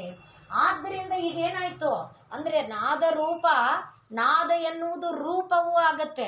ರುಭ್ಯೋ ಜಾತಾಗಂ ಸರ್ವಶೋ ಮೂರ್ತಿ ಮಾಹುಹು. ಒಂದೊಂದು ವಸ್ತು ರೂಪ ತಳೆದಿದೆಯಲ್ಲ, ಅಂದ್ರೆ ಇರುವೆ ಈ ಆಕಾರನೇ, ಇದು ಮೇಕೆ ಈ ಆಕಾರನೇ, ಕುದುರೆ ಈ ಆಕಾರಗಳು ತಳಿಬೇಕಲ್ಲ, ಆ ಆಕಾರ ತಳೆಯೋದಕ್ಕೆ ಕಾರಣ ಯಾರು? ಋಗ್ವೇದ. ರುಭ್ಯೋ ಜಾತಾಗಂ ಸರ್ವಶೋ ಮೂರ್ತಿ ಮಾಹುಹು, ಮೂರ್ತಿ ತಳೆಯೋದು. ಸರ್ವಾಗತಿರ್ಯಾಜುಷಿ ಹೈವ ಶಶ್ವತೆ. ಚಲನೆ ಇದೆಯಲ್ಲ, ಒಂದರ ಚಲನೆ ತರಹ ಇನ್ನೊಂದರ ಚಲನೆ ಇಲ್ಲ ಅಲ್ವಾ? ಇರುವೆನಲ್ಲೇ ಕಟ್ಟಿರುವೆ, ವಾಸನೆ ಇರುವೆ, ಕಟ್ಟಿರುವೆ ಕಪ್ಪಿರುವೆ, ಕಪ್ಪಿರುವೆನಲ್ಲಿ ಮೊಟ್ಟೆಗಳಿಟ್ಕೊಂಡು ಚಲಿಸುವೆ, ಎಷ್ಟೆಷ್ಟು ಇದೆಯಲ್ಲ, ಆ ಎಲ್ಲ ಇರುವೆಗಳ ಗತಿ ಗಮನಿಸಿ. ಆದ್ರಿಂದ ಸರ್ವಾಗತಿರ್ ಯಾಜುಷಿ ಹೈವ ಶಶ್ವತ್. ಎಲ್ಲ ಚಲನೆ ಏನಿದೆ, ಚಲನೆ ಎಂಬುದು ಯಜುರ್ವೇದಕ್ಕೆ ಸಂಬಂಧಿಸಿದೆ. ಇನ್ನು ಪ್ರತಿಯೊಂದರೊಳಗೆ ಏನಿದೆ? ತೇಜಸ್ಸಿದೆ. ತೇಜಸ್ ಅಂದ್ರೆ ಚೈತನ್ಯ ಇದೆ. ಸರ್ವಂ ತೇಜಸ್ ಸಾಮರೂಪ್ಯಗಂ. ಎಲ್ಲದರ ಒಳಗಿರುವ ತೇಜಸ್ಸು ಚೈತನ್ಯ ಅದು ಸಾಮರೂಪವಾಗಿದೆ. ಹೀಗೆ ಅಂದ್ರೆ ನಾದ ತರಂಗ ಹೇಗೆ ವಿಶ್ವ ಆಯಿತು, ಅದಕ್ಕೋಸ್ಕರ ಈ ಮಾತು ಹೇಳ್ತಾ ಇದ್ದೇನೆ. ಒಂದು ಡಮರಿನ ನಾದ ಶಬ್ದ ವಿಸ್ತಾರ ಆದರೆ ಆ ಶಬ್ದ ಬ್ರಹ್ಮವೇ ಏನಾಯ್ತು? ಋಗ್ಯಜುಸ್ಸಾಮ ಆದರೆ ಆ ಋಗ್ಯಜುಸ್ಸಾಮನೆ ಏನಾಯ್ತು?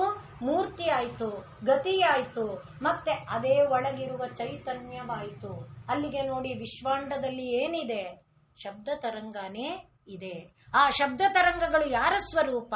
ದೇವಿಯ ಸ್ವರೂಪ, ನಾದ ರೂಪ. ಸ್ಪಷ್ಟ ಆಗ್ತಾ ಇದೆ ಅಲ್ವಾ?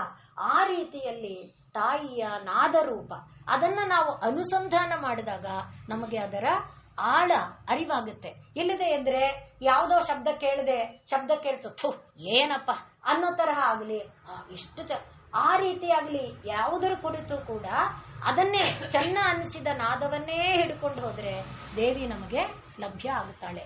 ಆ ರೀತಿಯಲ್ಲಿ ನಾದ ರೂಪ.